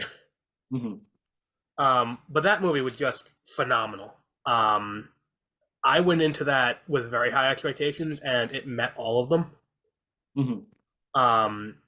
I really enjoyed, like, that was another one that had a line in the theater that had probably the best uneasy laugh I've ever heard in like that scene toward the end where the guy's talking to the lawyer and he goes like, so if I were to adopt these kids and then they all died, would I inherit their land rights? Yeah. And the lawyer's like, are you telling me you're going to kill these kids? And he's like, no. Like that movie is just from beginning to end a series of horrors, and it's just, yeah. Again, I don't understand how people can watch a Scorsese movie and always think the protagonist is the good guy. Like, so it happens every time. Yeah, for me, so I read the book beforehand. Mm-hmm. So I think it's just the way for me, I'd just rather for movies based off of true stories, I'd rather just watch for the most part a documentary about what happened instead of That's like fair. fictionalization. So for me, this one because a lot of his other movies are based like Goodfellas is based off a book. I think is based off a Yes. real guy. And then so I guess for me because I don't know the story as well, I just couldn't keep watching Goodfellas over and over and like just accept it for what it is. Right. This one maybe because I just knew too much of the source material. Like in the back of my mind, I'm just like, well, it didn't happen like that. This is how that happened. See, that I think is probably that for me, didn't impact me in that way. But so like, I wish because the book's not that good. I actually don't think you should read the book. I don't read 'cause true crime really. Yeah, the book is much more just about FBI and how amazing the FBI is, and it's kind of annoying. Mhm. The 'cause they actually didn't really do that much. Like the FBI agent shows up, he's like, "Oh, this is pretty obvious what's going on," and then it ends. And Right. you don't the books doesn't really focus at all on the husband and wife. So I really like that part of it, and that's why I was like, "Oh, okay, this is gonna be good," and it is a really good movie. It's just me personally, I just like think about those little things. Yeah. Well, I think Lily Gladstone's gonna win Best Actress this year. I think that's a Oh yeah, a I think she guarantee. should. And she's fantastic in this movie. And I saw her in. I had a movie on my list that I bumped out because I didn't. Similar to Sometimes I Think About Dying, where it hasn't had a wide release yet. I had Fancy Dance on my list that I saw at Hamptons Film Festival that she was in, where she plays a. I saw this right before I saw Colors on Flower Moon too. She plays like this woman who's taking care of her niece after her sister goes missing, and she's kind of like a con man kind of thing. And she's really good in that too. And she's probably like one of the bigger unsung talents today. Yeah. And that ending too is just so perfect with when they go and it cuts to the Lucky Strike true crime radio show, and Scorsese coming up and doing that, where it's like, yes, we're taking these people's suffering and packaging it as entertainment, and I'm acknowledging that I'm doing that, and I'm making you complicit in that now too. Yeah. Like that, it's such a genius ending. And it was better than just having text on the screen. Exactly. Explaining everything. It's such a great ending to that movie because it's like it doesn't excuse what it is, because that's a common criticism of true crime and things like this in general, but it at least acknowledges it in a meaningful way that a lot of other things don't. Yeah. So that and that one, I mean, I didn't read that book just out of curiosity. I only read the book because the movie was coming out too. right. And Jesse Plemons just shows up in movies, and it's just like I've never seen him in anything bad. Like he always shows up for like one or two scenes, and he's always great. And he was really good in Breaking Bad too. Yes, he was. Where you got to start, I think. I think he was in something before that. Breaking Bad is probably his first big role, but yeah. Now we're back to for number 3 and number 2. We have 2 each that I have not seen. I would assume you haven't seen. So number 3, we have a tie between Nimona and Evil Dead Rise, which was another one that I'm not surprised is this high up in your list. Yeah. So Evil Dead Rise, do you want to go first with that? Yeah. So this was a COVID movie. Like I don't know if it was a COVID movie. I know it was. No, you know what it was? It was a Max movie. It was one of the movies. It was going to go straight to Max. Right. There was Warner Bros. Released 3 movies this year that were supposed to go to Max. It was that Magic Mike and Blue Beetle. Yeah. So I went in with low expectations for this because the last Evil Dead remake was really good, but they had all these problems with the licensing and like who actually owns the titles and stuff. So by the time they made this one, and I was like, oh, they're gonna do it in an apartment building, and they kept changing all the rules of what Evil Dead is. So I was like, this is gonna suck. Like I can't. That's gonna and like little kids are the main characters, and I was like, they're not gonna do anything. They're little kids, and then I was completely wrong. It was, the gore is insane, and like they literally like the children are involved. They kill children in the movie. I was gonna watch the movie and then need something about a cheese grater on someone's skin, and I'm like, you know what? I don't need to see this movie then.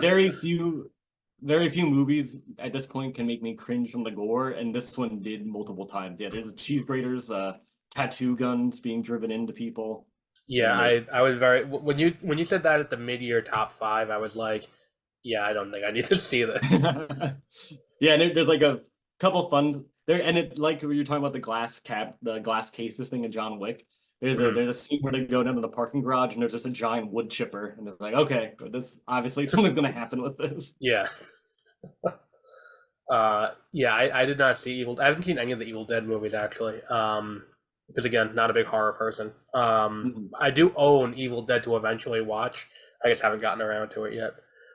Yeah, they're all good because Yeah. they're all so different from each other. So that's why I think they're good. Because if you watch all the Friday the 13th or all the Halloweens, they just start melting into each other because they Yeah, all are similar. the only franchise that I've seen everything in is I've seen all the Halloweens except for Halloween 3. I've seen all the Michael Myers Halloweens, and if you ask me which one any significant thing happened in, unless it's which one was Paul Rudd in, I can't tell you Yeah. which one was which.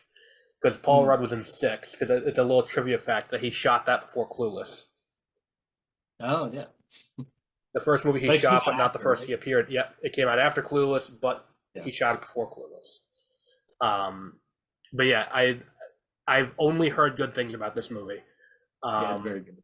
Like and again, I think I texted you about this when the Marvels bombed, where it's like we talk about superhero fatigue.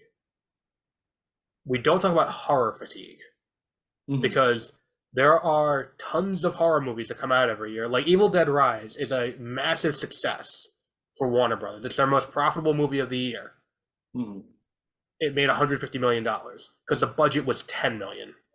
Yeah, Or 20 they million. could make a superhero movie for $20 million. And Right. Like that was the big issue with the Batman. If your Batman movie costs $200 million to make, you don't understand Batman. That especially if it's going to be a Especially straight when noir it was movie. like- Yeah, why was this $200 million? Exactly. It's like, well, the flood, but you don't need the flood. The flood wasn't necessary. You could have cut a half hour off that movie and cut the Yeah. budget down by a lot. Like the issue is not fatigue. The issue is the budgets are unsustainably big. You got to bring the Yeah. budgets down, which is why it's like there are tons of horror movies that come out every year that are just terrible. Like Oh yeah, But absolutely atrocious. Most of them, I because- would say, are horrible. exactly, and because and the thing is too, I don't like disparaging independent filmmakers or anything like that. I really don't like punching like I'll attack in studio movies, and that's what I'm talking about here. But you get a lot of first time filmmakers make horror because it's cheap. Yeah, you can do it all in one house. or Exactly, you something can do it like in one setting. You can do it with minimal effects. And the effects you can get at Party City, like. And if you Yeah. if you shoot it That's like right with the Peter right Jackson's camera, it first looks movie. good. Exactly. Like that's why and your other movie up higher than this is also a horror movie that presumably was also Yeah. cheap. I didn't look at the budget for that one, but presumably it was also cheap. And that's what they need to do with these superhero movies is bring the budgets down. And part of that is stop with the secrecy. It's all gonna leak Mhm. anyway. Don't just ignore Yeah. the leaks, because what's bringing these budgets up is the fact that they're shooting them all on sound stages or on the volume, and that costs more money than shooting practically somewhere. Mhm. So what's happening is you're having these movies get inflated up to $250, $300 million budgets because you don't want anyone to know what happens. But guess what? It leaks anyway. So what was all that extra money for? Yeah, so- Nothing. Mhm. But my number 3 was Nimona, which is an animated movie that started out at Blue Sky, which when it was owned by Fox. It ended up getting dropped when Disney bought Fox, and it ended up getting produced by Netflix. It's about this girl who's an agent of chaos in every sense of the word. She's like a demon that could transform into different animals, and she's ostracized because of that. And they think she's a monster. And it's about her coming to terms with the fact that she's not a monster and learning who she is as a person. I saw this movie I with have it added to my Netflix. I just haven't watched it yet. because I think this was my number 1 movie Yeah. at the mid-year point. It is so good. The visual aesthetic of the world is so unique because it's this blend of high fantasy and also like modern technology. So it has this really cool aesthetic to it. The art style is great. Chloe Grace Moretz, who I haven't really I've seen her in Kick-Ass, and she kind of brings that energy as Hit Girl to this, which is what makes it work really well. Like she's got this real like chaotic force of nature to her that's just kind of really fun to watch. And Riz Ahmed's great in it too. He's the guy in the movie, but he's good in everything, even if he is a little annoying. But yeah, Nimona is definitely the strongest animated movie of the year, by a long shot. And that's the thing too. We had a lot of really good animated movies this year, because even Elemental, which didn't make my list at all, Elemental was really good too. And that was another poorly marketed movie. Because you know what it is? It's an immigrant story. That's all the story is. It's the story of these people who came to a new world for a better life, and then what happens there to go with it. It's marketed as a romance, but it's really not. I mean, that's what it just looked like. It just looked like, just very stereotypical. No, it's more of an immigrant story about this girl who thinks she has expectations of her family to continue running the family store. But I saw it at the New York premiere. It was really good. Number 2, Past Lives was my pick, which is my number 1 pick, and your number 1 pick was Infinity Pool. Now these aren't number 1 because our number 1 was picked by both of us, and I think at this point you can use process of elimination to figure out what that one is. Yeah, I know what it is. Yeah, well, I'm looking at it, so I know what it is too. But yeah, so I did not see Infinity Pool. I wanted to see it. I know it's Cronenberg's son. Yeah, Brandon Cronenberg. All of his have been amazing. His other movie, Possessor, is also very good. This one I liked even more than Possessor. I saw the trailers a few times. I think Mia Goth is really coming into her own as kind of a modern scream queen. Yeah, my only critique of her, she's very good in this movie, but my only critique of her is she's so weird and creepy the whole time that it's like, why would you ever trust this person with like doing anything? Oh, okay. That's like the main part of the movie is that she like befriends Alexander Skarsgård's character. Right. And it's like if I was him, there's no way I would ever talk or hang out. Trust this woman to do anything. Yeah, but it's really good. This doesn't give away too much. It's just the basis of it, where it's this country that's kind of just made up. That it's kind of like this older, maybe like Soviet bloc country that's now rich people go, but it's still very poor outside of the resort. So you have to stay inside the resort. Or as we call it in America, Jamaica.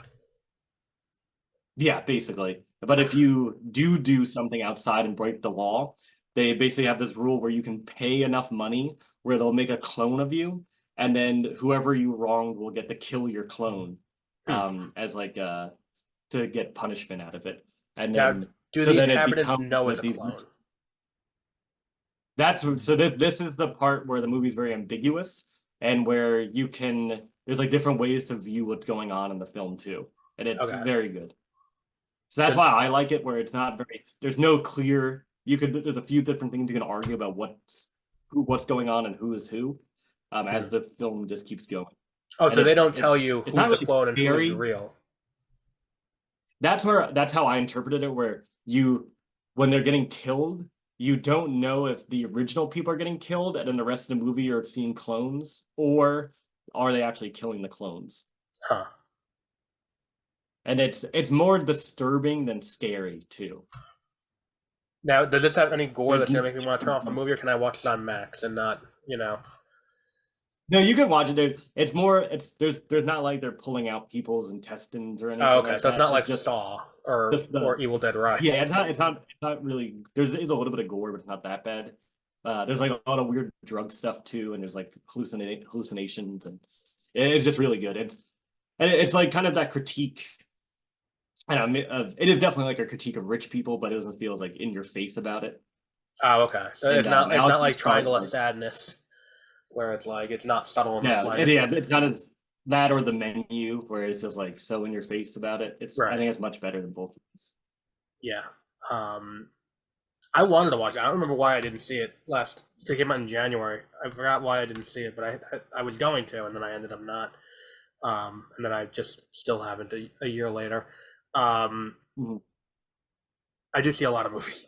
But yeah, so I will eventually check that one out though. My number 2 my number 1 was a Sundance Select movie from last year that ended up getting a wider release. I think it was A24 who released it. Past Lives, starring Greta Lee, who's getting a lot of accolades for her performance. It is a platonic romance movie. Is the best way to Oh yeah, define what this is.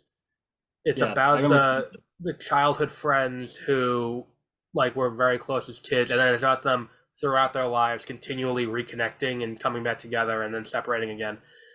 It is beautifully heartbreaking, this movie. And as I'm making this list, I said to my brother when we look over my shoulder, and I'm like, this is definitely the list of someone who has clinical depression. Like, but yeah, it is so beautifully done. Like, they don't make the husband the bad guy, the husband that she's married to. When he does come back the last time, like them breaking off that last time is so well shot. Like with the two of them waiting for the cab and then her leaving him and then walking away and just breaking down when she gets back to the hut. This movie was hands down my favorite movie of the year. Oh wow. Yeah, and it's a second straight year that we have a Asian film, or a film to come out of no Everything Everywhere All at Once didn't come out of Asia. Asian led movie for a second straight year for me, because last year was Everything Everywhere All at Once. And I think 2 years ago it was 2 years before that it was Parasite. Yeah, Parasite was really good, and that was also Korean. Yeah, so this one was really good. I think there's a chance Greta Lee gets nominated, and I think this is going to win Best Original Screenplay. Because it takes the story over the course of decades and it distills it down so perfectly, and it works so well. Which brings us to our number one, which is Oppenheimer.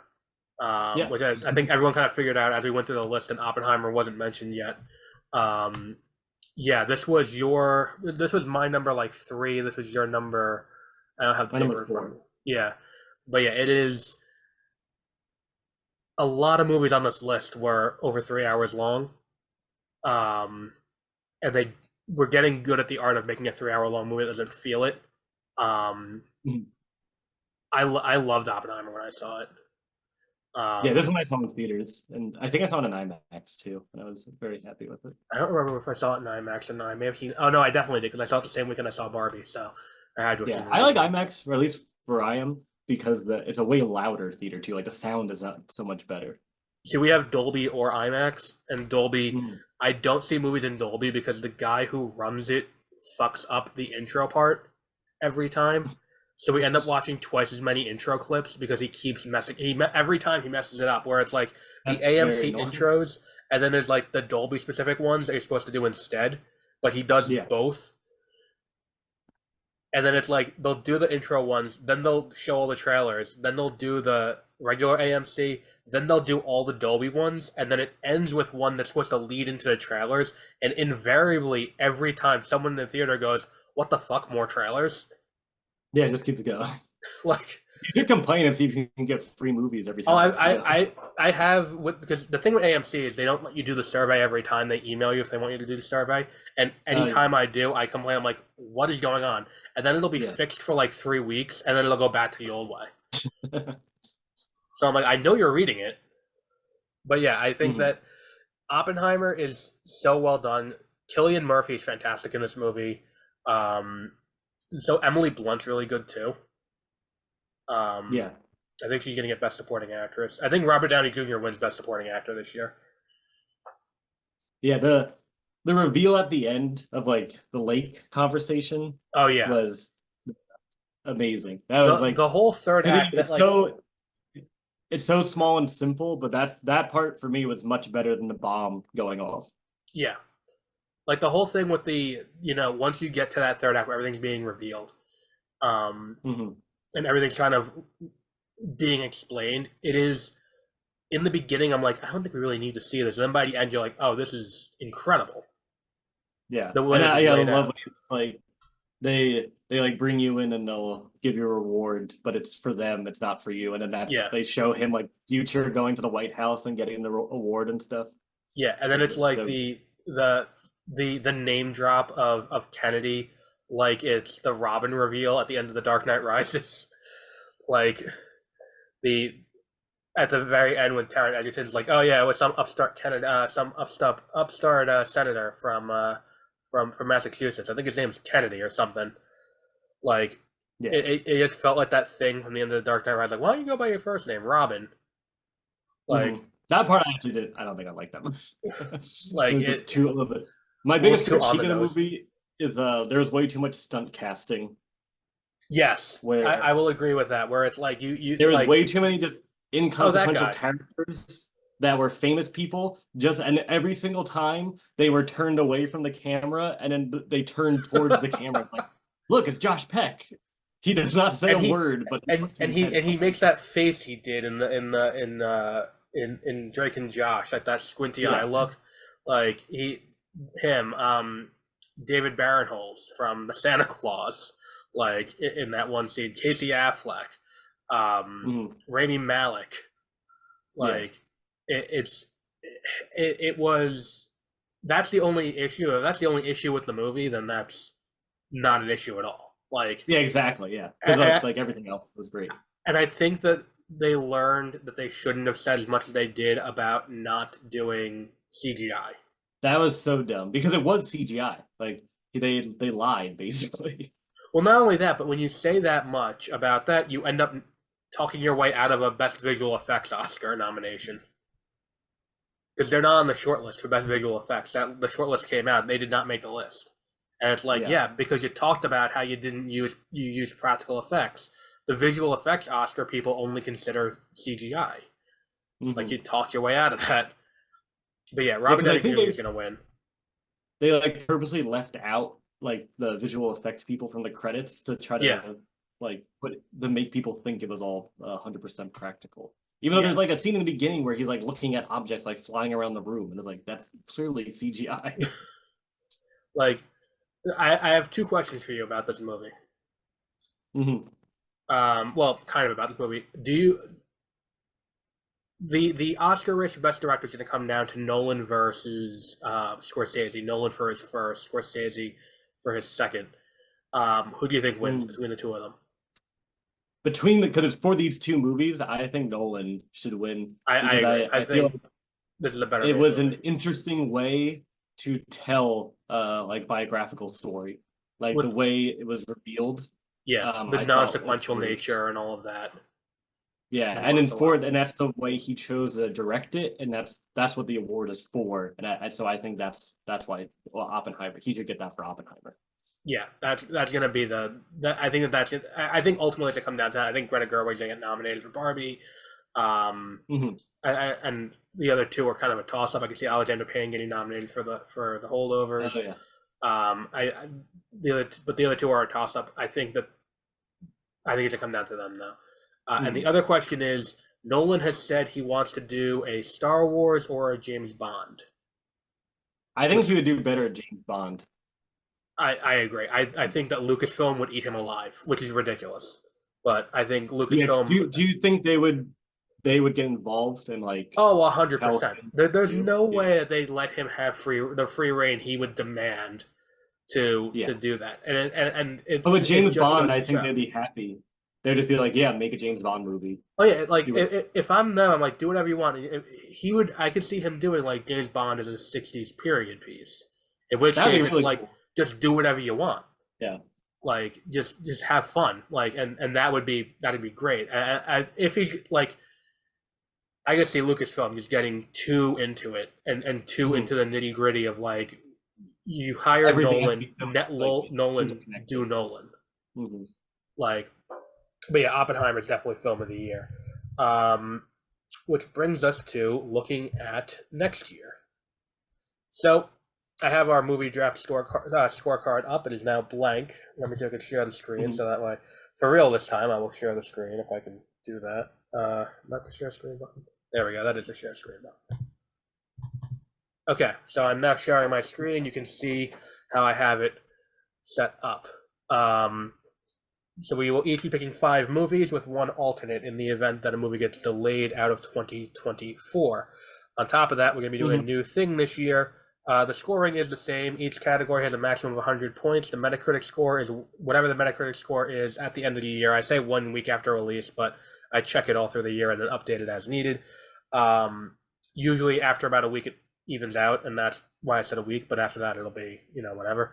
And that's whatever that score is. The Box office point is for every $10 million earned in the theatrical run, it earns 1 point. So at $1 billion, it'll cap out at 100 points. Now, this year we're changing it. You can earn over 100 points for the Metacritic score. And with that, we have a new rule to kind of offset what happened last year, where it kind of ran away at one point.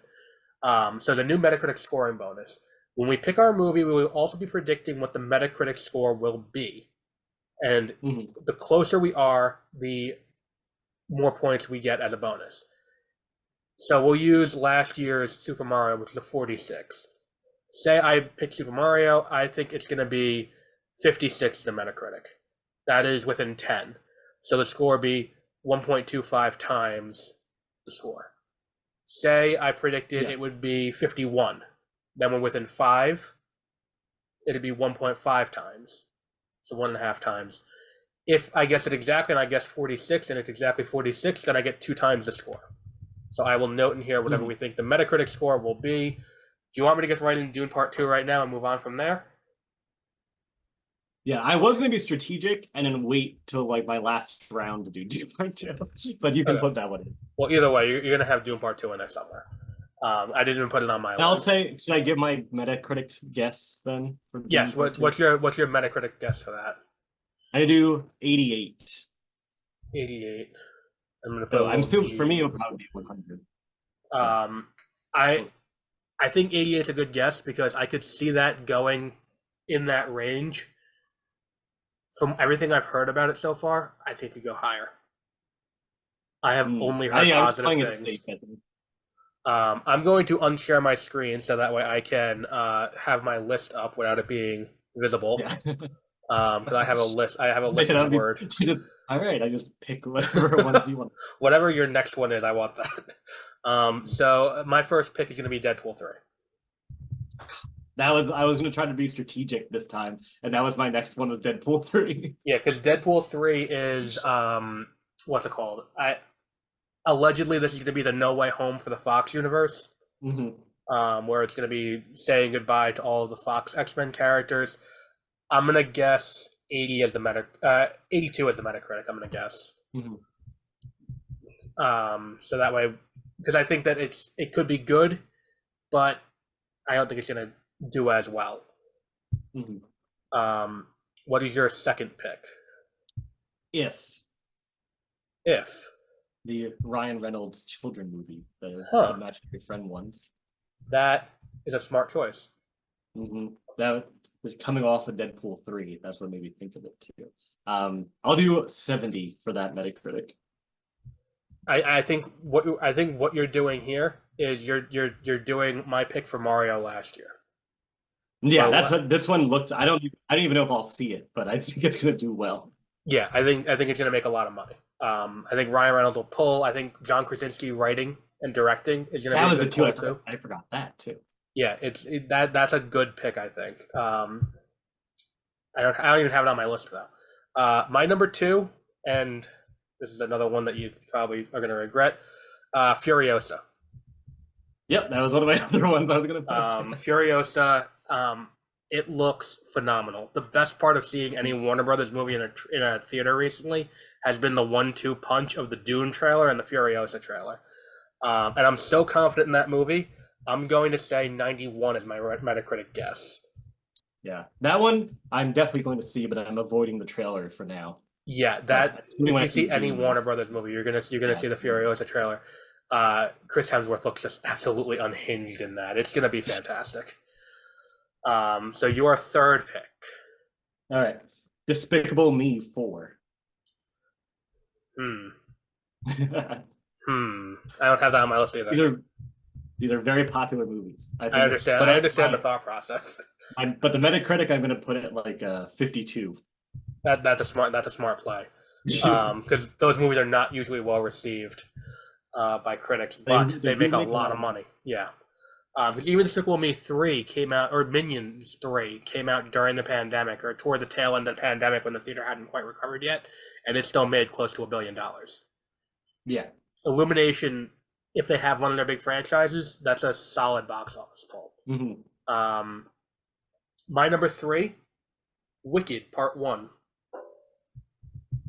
So like the musical, they're making. I didn't even know they're making that into a Yes, movie.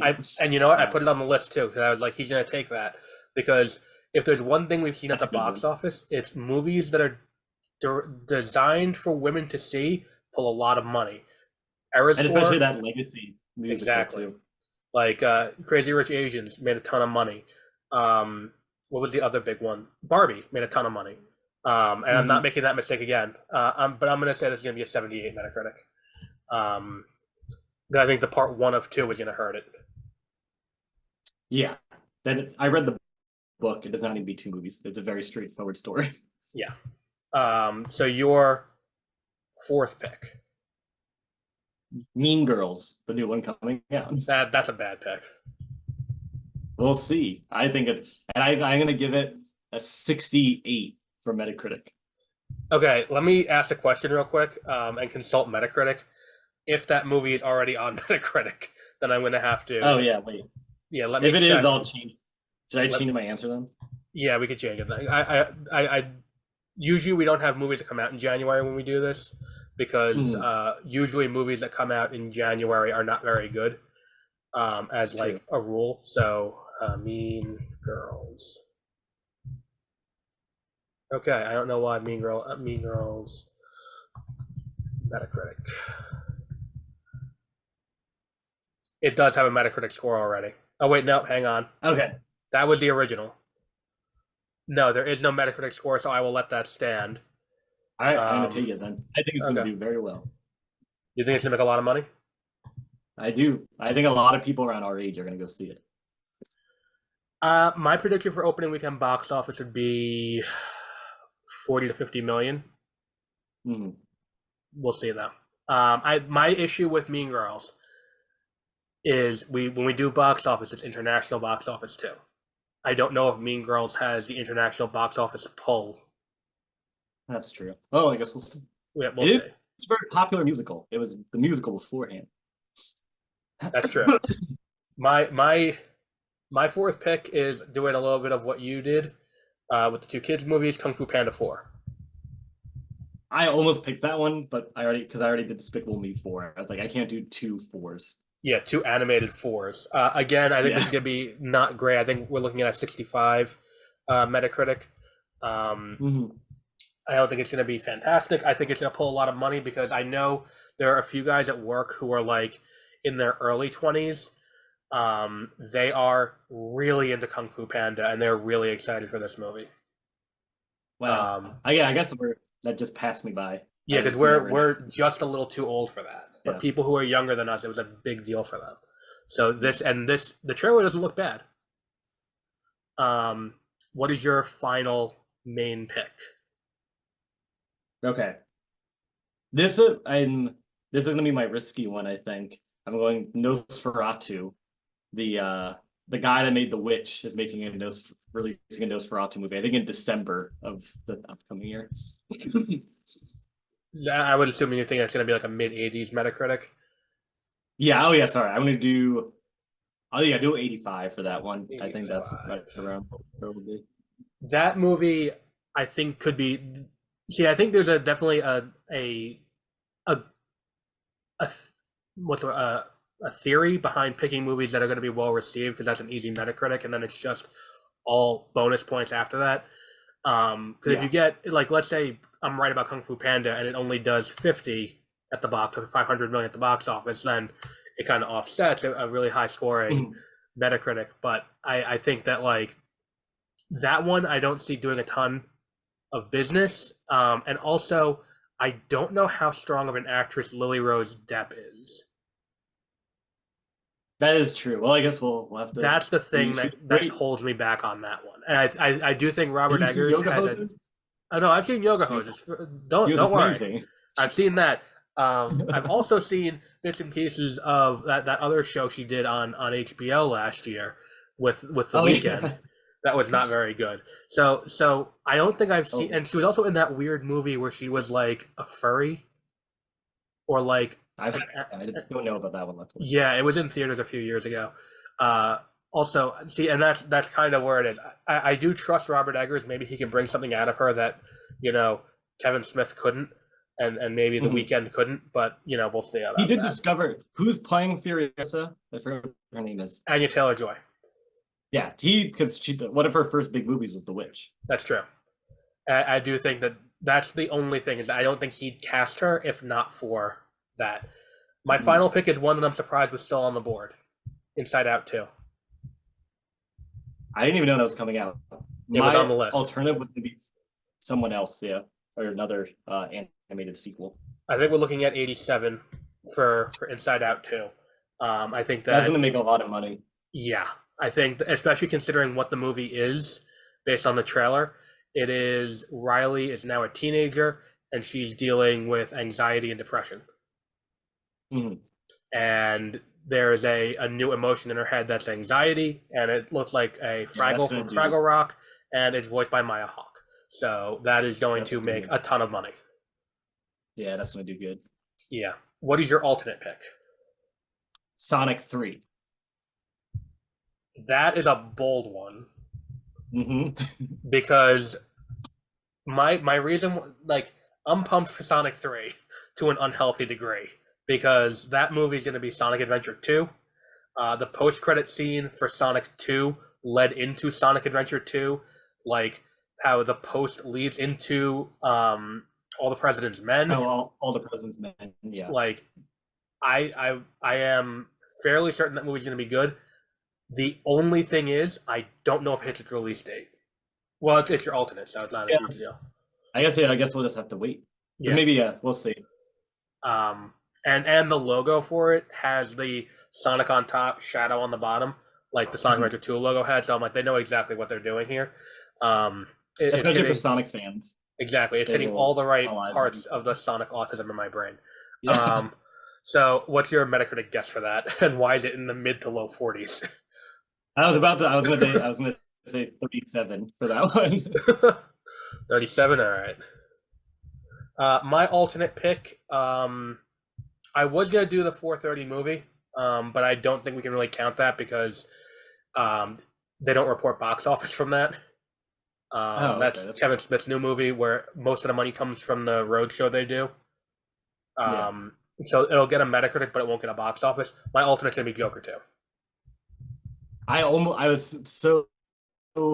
Yeah, that's a good one. That was the one I was hesitant about taking. And the reason why it's an alternate is because Joker 2, I think the issue is going to be it's a musical.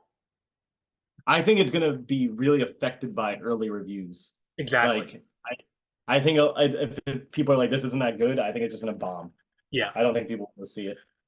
And I don't know it, like the audience that Joker resonated with is not going to resonate with a musical starring Lady Gaga.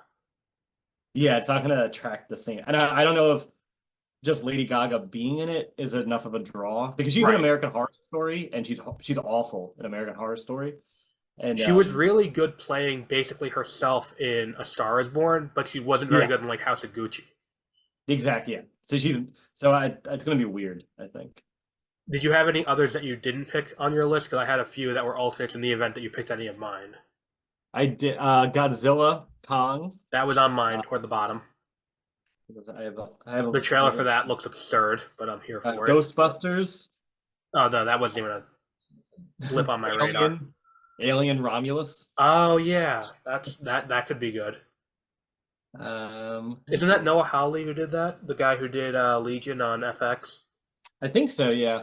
I now canon to the MCU. I pretty much like all of the Alien movies. I know a lot of people hate them, but I like all of them. But I don't know if it will do well because the last few have not done very well. I think it'll do well at the box office because it kind of is running unopposed for a little bit. Yeah. I had Venom 3. Oh yeah, I saw that one too. Venom 3, I think is and what better movie for post-election day than Venom 3? Gladiator 2. Oh yeah, that Civil War maybe. I don't think Civil War is going to make back its budget. And I think that it's going to be too centrist. So no matter where you fall on the political spectrum as a critic, it's going to not go far enough in having like if you're going to make a movie called Civil War and have it be about an American Civil War, you have to take a stance. Yeah. Like, you can't be apolitical about that. You have to pick one side or the other to tell the story from that perspective. And based on the map of the United States, it seems like he's not taking a stance. Yeah, So it seems to be as they're trying to make it as neutral as possible. which is But not going to work for what this movie has to be. yeah. And then there wouldn't be, if it was like that, there wouldn't be a civil war. Like Exactly. it was like the line that they're drawing. Yeah. Yeah. And A Quiet Place Day 1 was another one that I had on my list. Oh yeah. I'm like a truther about those movies. I do not like those movies at all. And I think they're so overrated. Yeah, I think they're so dumb. I've seen the first one, and on a technical level, I was impressed by the first one. Because it's like, it's not a silent movie, and that's the big thing, is that it's not a silent movie. It's a movie with no dialogue, so it still is a matter of keeping the set quiet and doing all of that, which is a technical achievement. But beyond that, I wasn't super impressed by it.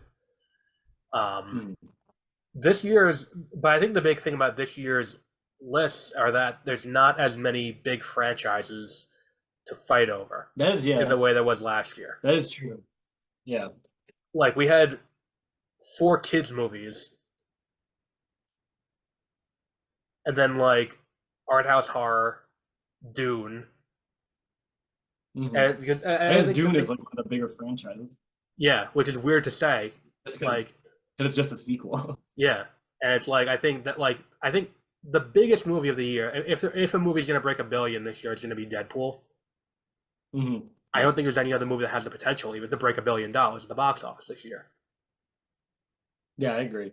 Like, and I think the other issue with Sonic, and why did you put it as your alternate, I would have tried to talk you out of it if you put it as one of your main picks, is that because it's coming out so late in December, it wouldn't have its full box office number till after we call it for next year.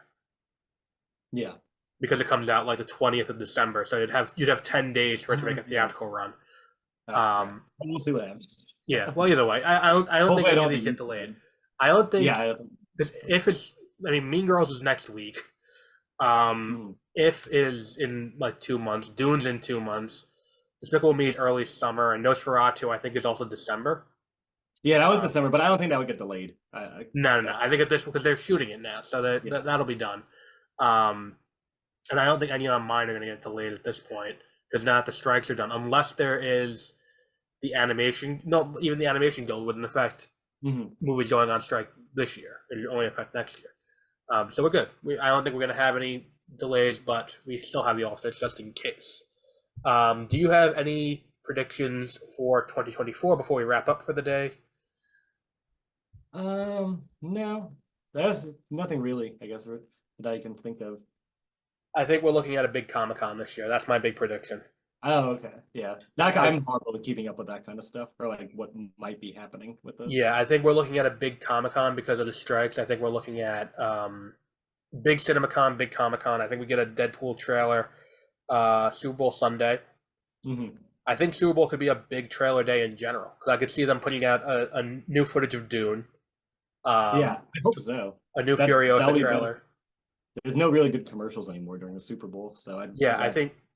See, that's the thing, is that I think I talked to you about it. Like, the Oscars should do that, like how the Game Awards have all the trailers for the new games coming. Yeah, that would like be the good, Oscars should just have, like, here's all the movies coming out this year, because you're a vested interest audience anyway. So, yeah, if you're watching the Oscars. Yeah, so I think we're looking at a lot of big stuff, because Marvel delayed all their stuff to next year, with the exception of Deadpool 3. Everything else is coming next year. Star Wars, we're gonna get. I think we start production on the new Jedi Order movie this year, and Celebration is gonna have video from set. And I think San Diego Comic-Con, we're gonna get a big Hall H panel from Marvel and DC.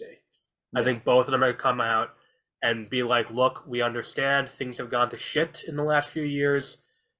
We're righting the ship. Gunn's gonna come out. He's gonna bring the big guns. No pun intended. He's gonna be like, here is the cast of Superman. Here is, here is what we're doing. Here's casting for Batman. Here's casting for Lanterns, and here are release dates. Here we're setting concrete dates and things. Marvel's like, look, we overexpanded. We're cutting back. Here are the projects we're cutting back. Here's the release slate for the rest of phases 5 and 6. We're sorry we fucked up. Here's everything else that's coming. and then Sony's just gonna do their best to sink the genre before any of this happens, because they got Madam Web and Craven and Venom 3. Craven looks so bad. Yeah, my favorite part of Craven the Hunter is when he has lion's blood that lets him talk to animals like Eliza Thorne. Yeah, because famously lions can speak with every other animal. That's true. Yeah, so I think we're looking at a good year in terms of announcements, and I think that again the strikes totally screwed everything up a little bit. But it worked out for everyone except for the studios, so it's a good thing. Who cares? Exactly, they have enough money. But we'll wrap up there for today. You're definitely coming back for the Dune episode. We got to do a post Dune Part 2 episode in March. Yeah, it could be I come if they mess it up. There's a chance it's messed up, and I come back enraged. But I don't think that's the case. I've only heard anyone who has seen Dune who has spoken about it has been like, no, like Villeneuve is completely right. This movie is bigger and better than the last one. Yeah, apparently Villeneuve was not trailer. Happy. It seems like that they did a good job restraining themselves. I think in the first one to set up everything, and yeah. Now it's going to be like the finale. Oh yeah, that trailer they're airing now, where it's him when he uses the voice on the Bene Gesserit woman. Every time I get chills. That was my favorite part, because that in the book that's almost exactly how it's like represented. It's perfect. Yeah, and even in the David Lynch one, they do it very well. That movie is going to be like that's going to be next year. I will call it right now. That's going to be our number one movie. I feel like. When we do this next year. I'm obviously biased, but I think it will. Yeah, I think it's gonna be that and Furiosa are gonna be battling for number one. And they did announce they're making Messiah too. It's just not 2027. They want to let everyone age. Yeah, because it's Villeneuve is doing Rendezvous with Riva before that too. Yeah. I'm definitely gonna read that before it comes out. How would you feel about him doing Thor 4 in between as well? Would that bring you back, or Thor 5? Would that bring you back into Marvel to see Denis Villeneuve? I'll probably watch it. Yeah, give it a chance. Just I watched Thor 3. I think I might have Ragnarok was the one. The last one you can skip. The last one was awful. Yeah, Ragnarok I watched. That was good. Yeah, Love and Thunder was a shame because it's like they do the same thing where this director did a pretty good job. Okay, let's give him free reign to do whatever he wants, and then that was a bad. There had to have been some constraints on him for Ragnarok. There's no way they let him go full Taiko on that one, and oh god. But we'll be back with that in the near future, and I feel like we're also going to be doing Mad Max. I feel like you're going to want to come back from Mad Max. Oh yeah, I love all the Mad Max movies. Those movies are fantastic, and this is going to be another one. But we'll be back with that later on in the year. Josie couldn't be with us today because she had to work because of the snowstorm, because she lives north of the Arctic Circle. Christ. But we'll be back with that. Until our next episode, have a great rest of your week.